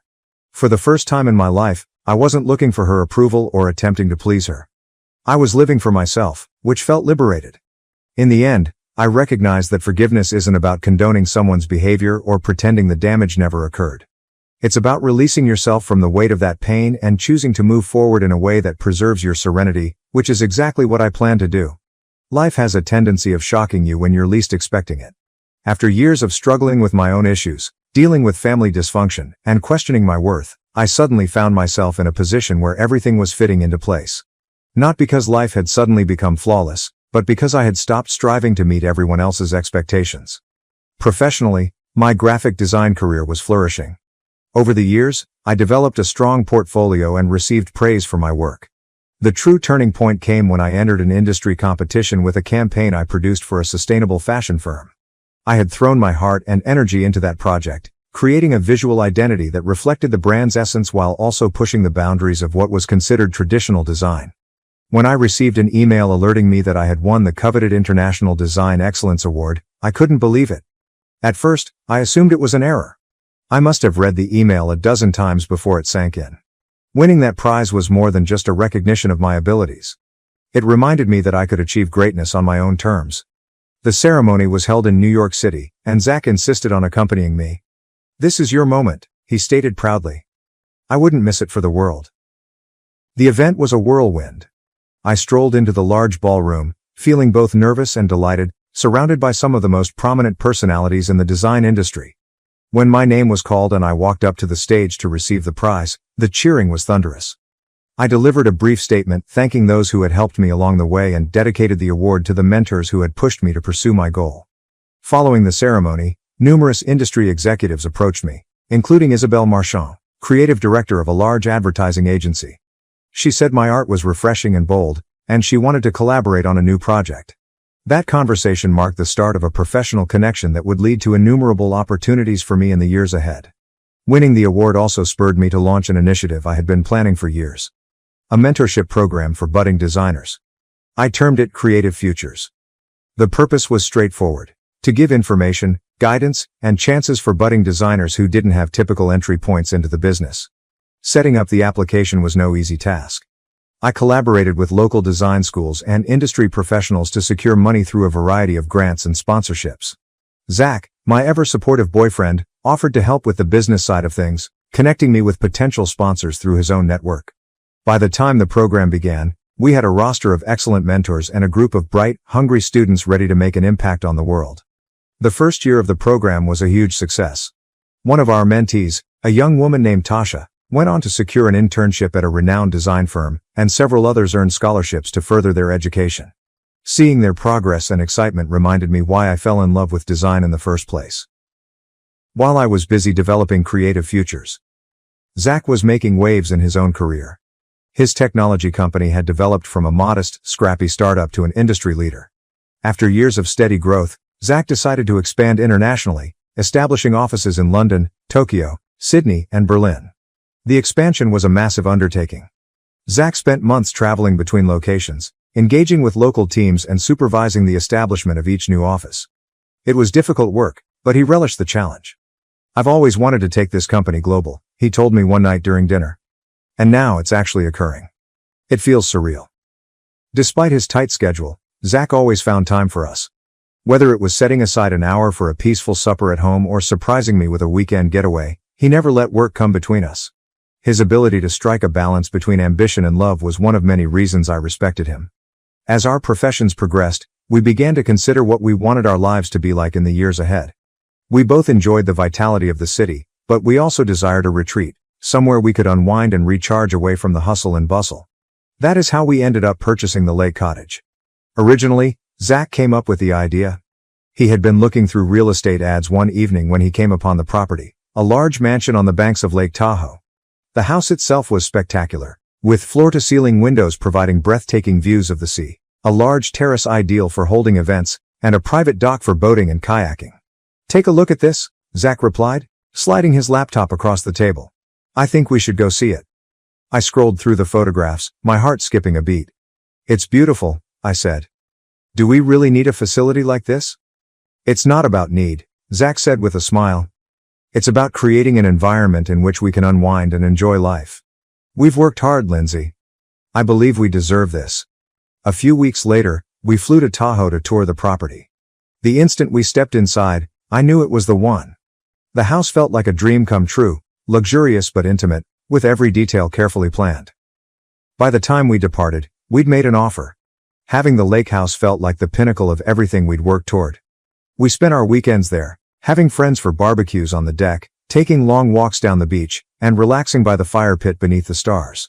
It became our haven, a spot where we could unwind from the stresses of our hectic lives and simply enjoy each other's company. Looking back on everything we'd done, I couldn't help but be grateful, not only for our achievement, but also for the path that had led us here. The difficulties we had encountered, the lessons we had learned, and the love that sustained us through it all. I knew there were more chapters to our narrative to be written, but for now, I was pleased. Life was not ideal, but it was ours, which was more than enough.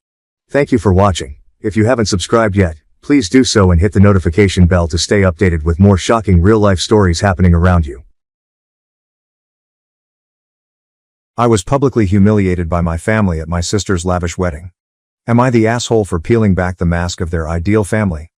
The crystal champagne flute trembled in my hand as I watched my sister Serafina glide down the altar. The frothy mixture of silk and lace she wore for her wedding was worth more than my annual salary. As soon as I noticed my mother's icy look from the front row, I knew. It was an error of mine to be here. The disappointment to the family, the uninvited sister, who dared to attend Serafina's ideal society wedding. I took a seat further back in the large ballroom. I hoped the gorgeous flower arrangements would shield me from more scathing glances. 2 rows up, a stage whisper echoed, "Can you believe she had the nerve to come?" After what happened at the clinic, I took hold of my husband Liam's hand. It was only his silent encouragement that kept me from fleeing. Our daughter, Maya, 6, fidgeted in her Sunday best, oblivious to the tension that flickered through the air like static before a storm. The wedding march was played by the string quartet. Both are picture perfect. Julian, Serafina's fiancé, was waiting for her at the altar. As he handed her over, the same father who informed me 10 years earlier that I was dead to him grinned, his pleasure beaming across the room. When Mother stood up, the officiant had hardly finished speaking. She glanced at the crowd, her high heels clicking on the marble. "If anyone objects to this union, speak now or permanently hold your peace," she stated. Then she looked directly at me and said, "I apologize, everyone." Years of social manipulation had sharpened her voice, and it echoed loudly in the still room. "But we have an uninvited guest who needs to leave. Ilara, you were explicitly told you were not welcome at family events. This is a private ceremony." 200 faces turned in my direction. Maya pulled away from me. "Mommy, why is Grandma?" Serafina's exquisitely manicured lips curled into an angry smile. "Security, please escort my former sister out. She's trying to ruin my special day, as usual." "Former sister?" Maya's tiny voice broke. "Nonetheless, Aunt Serafina." "I'm not your aunt, dear," Serafina vehemently stated. "Your mother betrayed us all, losing her right to call herself family years ago." Adjacent to our row, 2 security personnel emerged. Liam got up and stood between them and me, saying, "We're leaving? No need for force." Mother's poisonous voice said, "How dare you bring a child into this mess, Ilara? You haven't changed at all, trying to manipulate us with an innocent girl." My cheeks got hot as we went past bewildered guests. Maya trembled in my grasp. Like poison darts, the whispers followed us. Somebody said, "Always was the troubled one. Such a shame what she did to her poor parents. That poor child, having her for a mother." I swung around and halted at the ballroom doors. Serafina stood triumphant at the altar with her mother and father at her sides like proud sentinels. With the exception of the black sheep daughter they killed, it was the perfect family scene. "Congratulations, Serafina," I said loudly over the silence. "I hope the basis of your marriage is more honest than that of your life." For a moment, her smile faltered. "Excellent. I'll tell her what I know." In the lobby, Maya broke down in tears. "Why don't they love us, Mommy?" I embraced her while observing Liam's worried gaze across her head. He was aware of what this meant. My years of cautious composure were shattered. My hand was driven by their humiliation of me in front of my daughter. I stroked her hair and said, "Some people, sweetheart, aren't capable of real love," my determination growing stronger with each sob. "For 10 years, I've stayed away, swallowing their lies. 10 years of watching Serafina build her perfect life on stolen dreams and buried secrets. But seeing my daughter cry? That's the final straw. They want to talk about betrayal? Fine. Time to show them what real betrayal looks like. I have everything to prove and nothing left to lose. Go for it, my sister. Go for it. The drive home after Serafina's wedding seemed to go on forever. With tears still apparent on her cheeks, Maya had slept out in the back seat. The silence between us stretched like a rubber band on the verge of breaking, and Liam's knuckles were white on the steering wheel. Finally, he muttered, "You shouldn't have gone," in a quiet voice so Maya wouldn't wake up. We discussed this. Dozens of social media alerts about the tragedy flashed as I followed the edge of my phone's screen. They made my daughter weep, Liam. Our daughter. And whose fault is that? He replied, his jaw clenched. You knew exactly what would happen. He made a left turn toward us. You wanted it to happen, perhaps because there was truth in it. The charge was more painful than I thought it would be. Pull over, Liam. Pull over right now. He pulled the car into an empty lot. Moving between faded parking lines, I fled in search of air that was not dense and devoid of unsaid words. My sweaty skin felt frigid against the twilight air. Liam left the car running for Maya and followed. Talk to me. What's really going on? I sounded brittle when I laughed. Did you see her face? The way she looked at me? You never wanted to discuss it before. Perfect Serafina told everyone why I was disowned. You know what she told everyone about? The words had a vinegar-like flavor. She told them I stole from the clinic and embezzled money allocated for patient treatment. Anyway, she's working there right next to Father. Probably. Liam was not an expert. I halted. Not right now. His expression was filled with worry as he approached nearer. Likely what? My phone buzzed, a message from an unidentified number. I understand exactly what happened 10 years ago. Meet me at 2 p.m. tomorrow. Coffee on Carson Street. Alara. Liam's hand on my shoulder made me jump. What aren't you letting me know? I sent him the SMS message. His stance grew gloomy. Could be a trap. Your family may not be my family anymore. I turned to face the car again. Someone at the clinic knows something. Someone who was there when everything fell apart.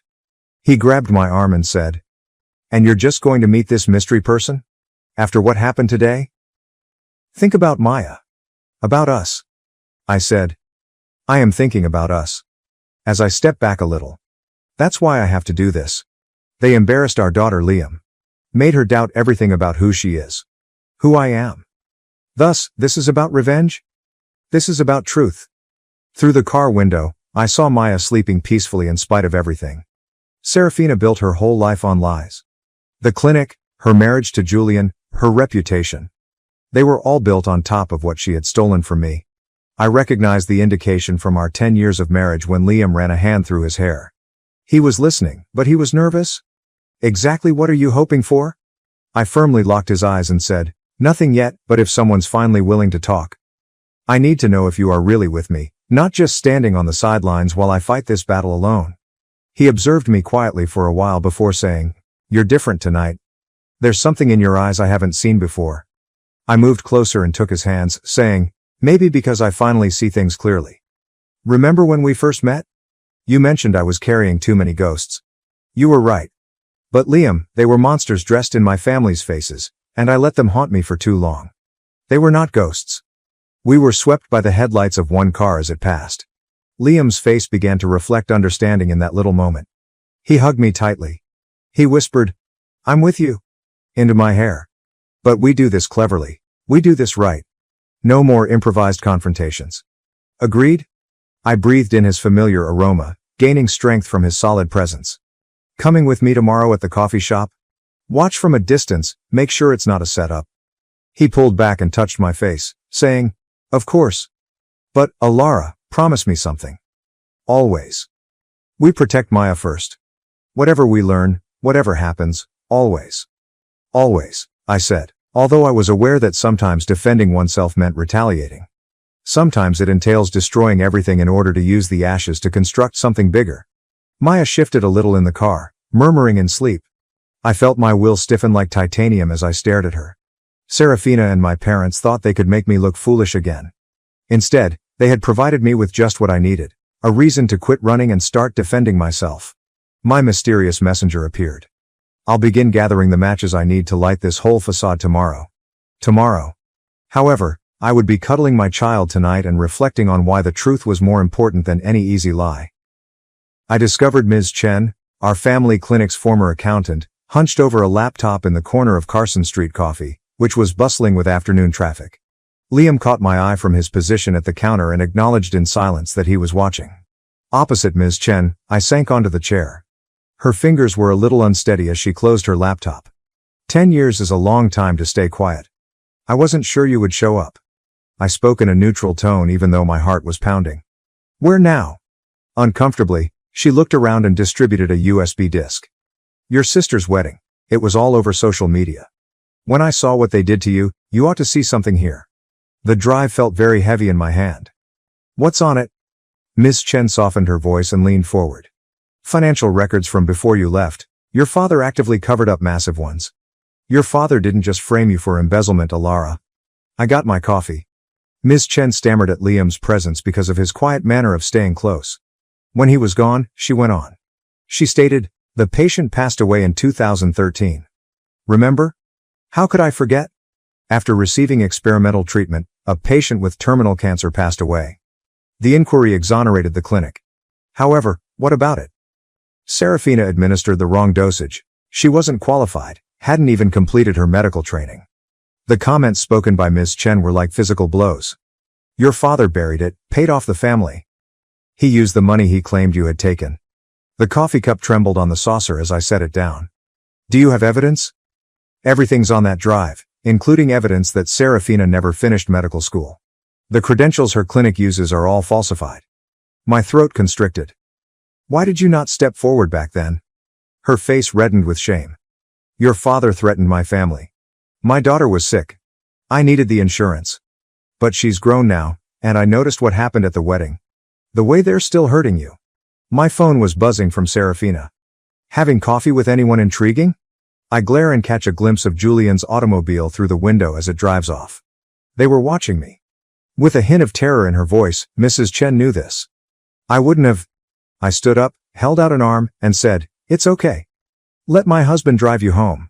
Liam arrived immediately and walked Mrs. Chen out after reading the situation. Just catching up with old friends. Married life, how is it? Is what I said to Serafina. She answered right away.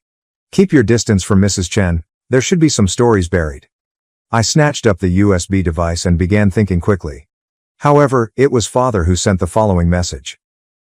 Your place of employment, 1 hour, come alone, Mrs. Chen loses everything. Something had altered, but it was obviously dangerous. The trembling in my hands was sudden anticipation instead of fear. I was stopped at the clinic by father's secretary, but I pushed by her and went into his office, where Serafina and he waited. Serafina said, that was quick, but her usual haughtiness disappeared. I approached father across his desk and said, enough games. You want to threaten Mrs. Chen? Go ahead. First, explain something. How many other patients did Serafina kill? He lost the color in his face. Serafina took a step. You're talking about something else entirely. I took note of their answers. 2013. Terminal cancer patient. Wrong dosage. Ring any bells? You've obviously lost your mind, remarked father. However, I interrupted him. Funny thing about buried secrets, someone always keeps receipts. I grabbed my phone and listened to the recording of Mrs. Chen. Wonder what the medical board would find. For my phone, Serafina pressed forward. Her front fell apart as I sidestepped with ease. You are bluffing. Try me. I turned to face father. You destroyed my life to protect her. Framed me for theft. Erased me from the family. All to cover her mistakes. He spoke in a cold tone. That which was required. Serafina had promise. You were always difficult, complicated. I laughed, and the sound was so harsh that they both flinched. I was the only one speaking the truth. Now I have evidence. What do you want? Asked Serafina. I walked over to the door and put my hand on the handle before hesitating. I smiled this time as I saw decades of pain solidify into meaning. Want? I want you both to know what's coming. Every lie, every cover-up, every patient you've put at risk, it all comes out. This time, I'm not the one that vanishes. I ignored their objections as they followed me out. I had enough facts in my pocket thanks to the USB drive to destroy their perfect world. Allow them to attempt to stop me. The young child I was? No longer scared. They should have been terrified of me. Financial documents, fictitious credentials, and patient records were among the contents that splattered onto my laptop screen from the USB stick. With every item, the evidence against my family grew stronger. As I answered an email thread from mother and father, my hands trembled. I turned the television to reveal Liam pacing our home office. "You need to see this," I murmured. His jaw locked, he leaned forward to glance over the files. To my own ears, my voice sounded distant. They knew about the other patients. 3 more deaths, all covered up, all credited to natural causes or equipment faults. The doorbell rang. Through the window, I saw Julian's expensive car arrive into our driveway. I took Liam's arm as he approached the entrance. "Let me take care of this." The confident man from Serafina's marriage was nothing like Julian. His eyes were darkened by deep wrinkles, and his tie was untied. "We must chat, Alara." With a deliberate lack of offer, I led him to the kitchen. His wedding band was a toy. His eyes swept across my laptop. "Serafina told me what you had," he continued. "Whatever they're presenting to you, who's delivering what?" He ran a hand through his hair and replied, "The medical board investigators. They asked about disparities in Serafina's credentials yesterday." My heart raced, but my eyes remained unfocused. "I haven't contacted any investigators," he said. "Don't lie to me," in a voice that broke. He mumbled, "I know what she did. What they all did. I've been reviewing the clinic's records since the wedding and I can't. I have evidence too. Things even you don't know about. But if this gets out, it won't just destroy Serafina and your parents. Other good people are involved, just following orders." My phone buzzed. It was a message from an unknown number. "An anonymous complaint regarding probable maltreatment in your house just arrived at your daughter's school. CPS has been notified."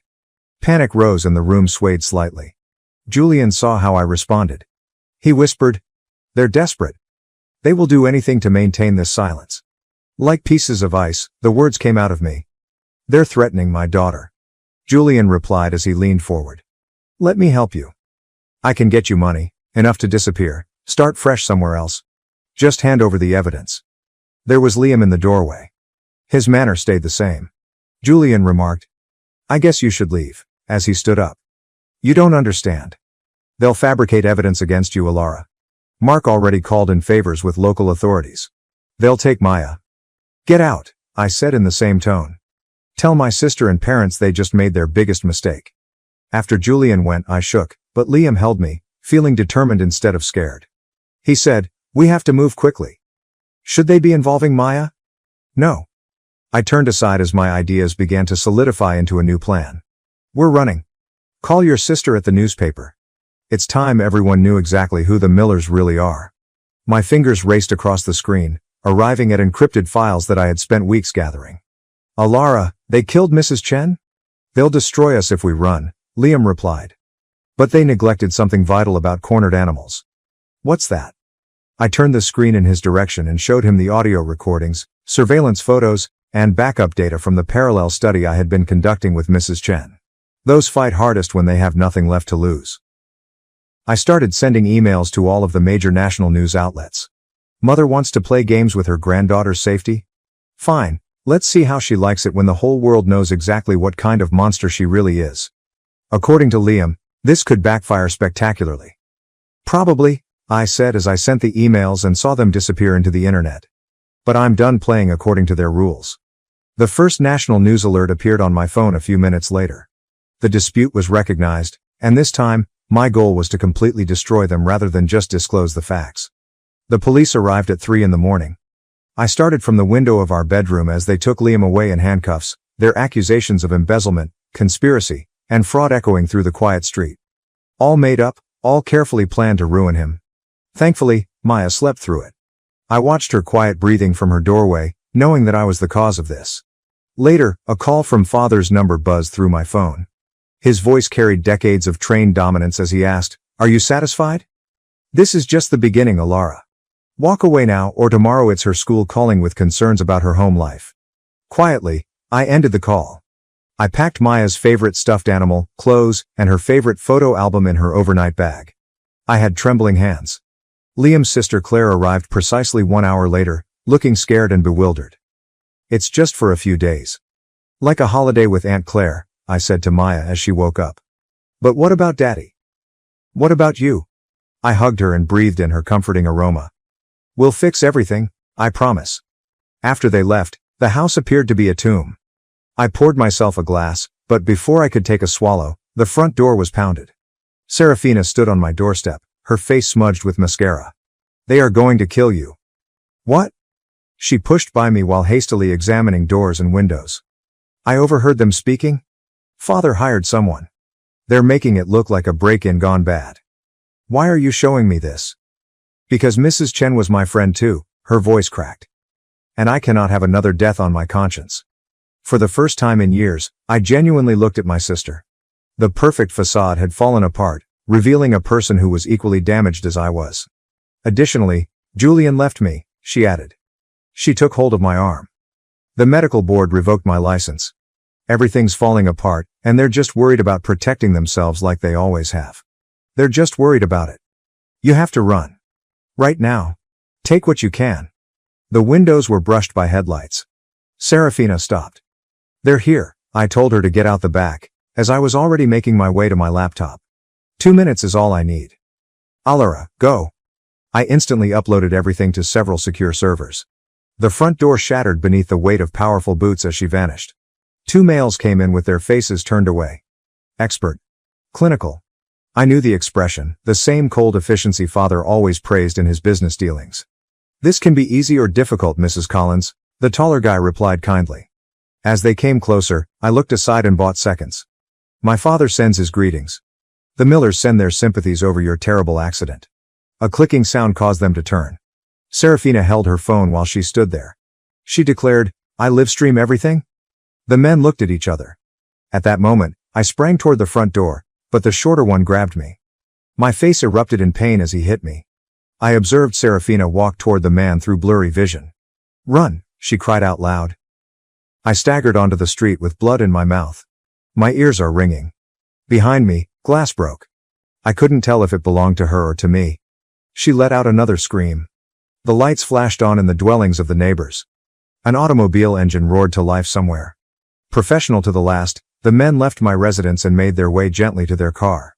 Serafina was asleep in the kitchen, her phone crushed close by. But she was breathing, and when sirens screamed in the distance, she started to stir. With a whisper. "Did you get it?" she said. "The evidence?" "Yes." As she sat up, I pointed out the bruises that were already starting to form. I questioned. "Why did you come back?"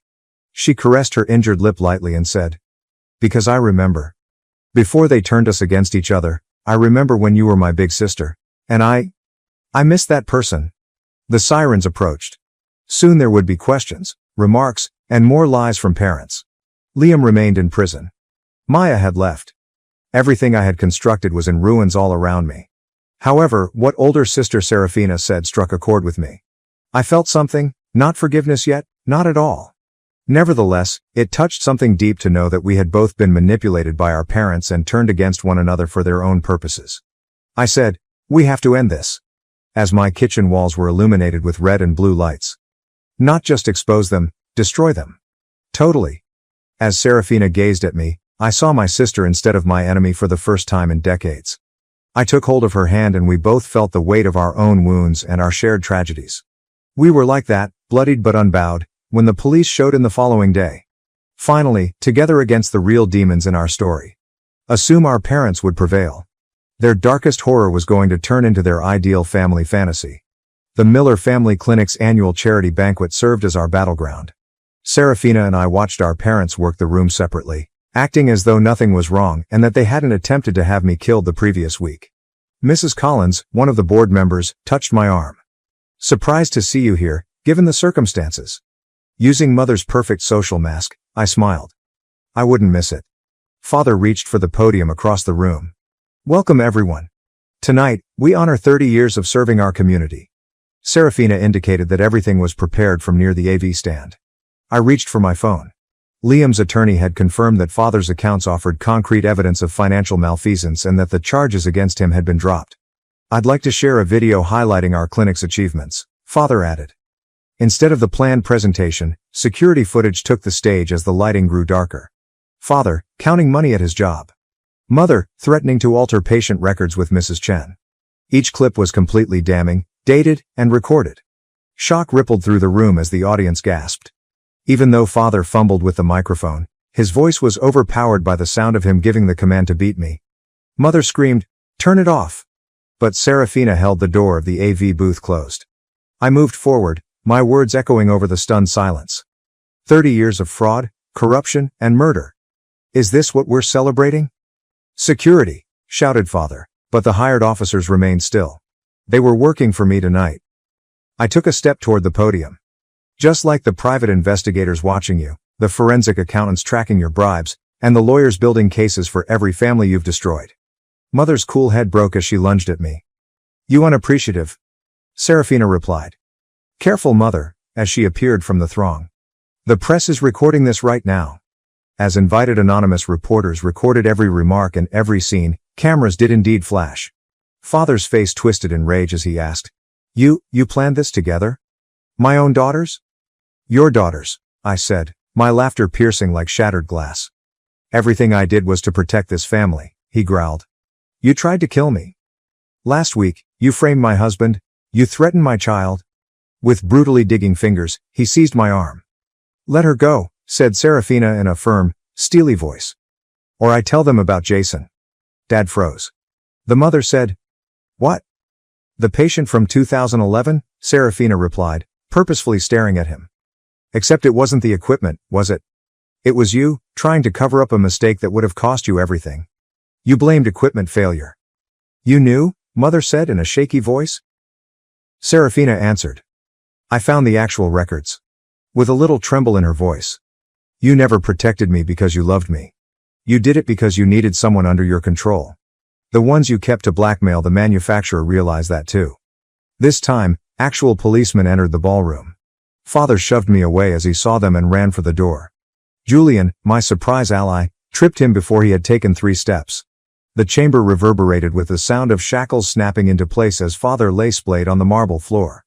As mother fought her own arrest, shouting a long list of denials and obscenities, the investigator started, "Mark Miller, you are under arrest." He then read him his rights. "You're charged with conspiracy to commit murder, fraud." I wasn't listening though. I saw as their masks were irreparably broken and their utopia crumbled. My arm slid across Serafina's. "You're free now," she remarked quietly. I continued to yell against unappreciative kids as I watched mother being hauled away. However, I had a strange weight lift, a future emerging in which I was no longer under their control.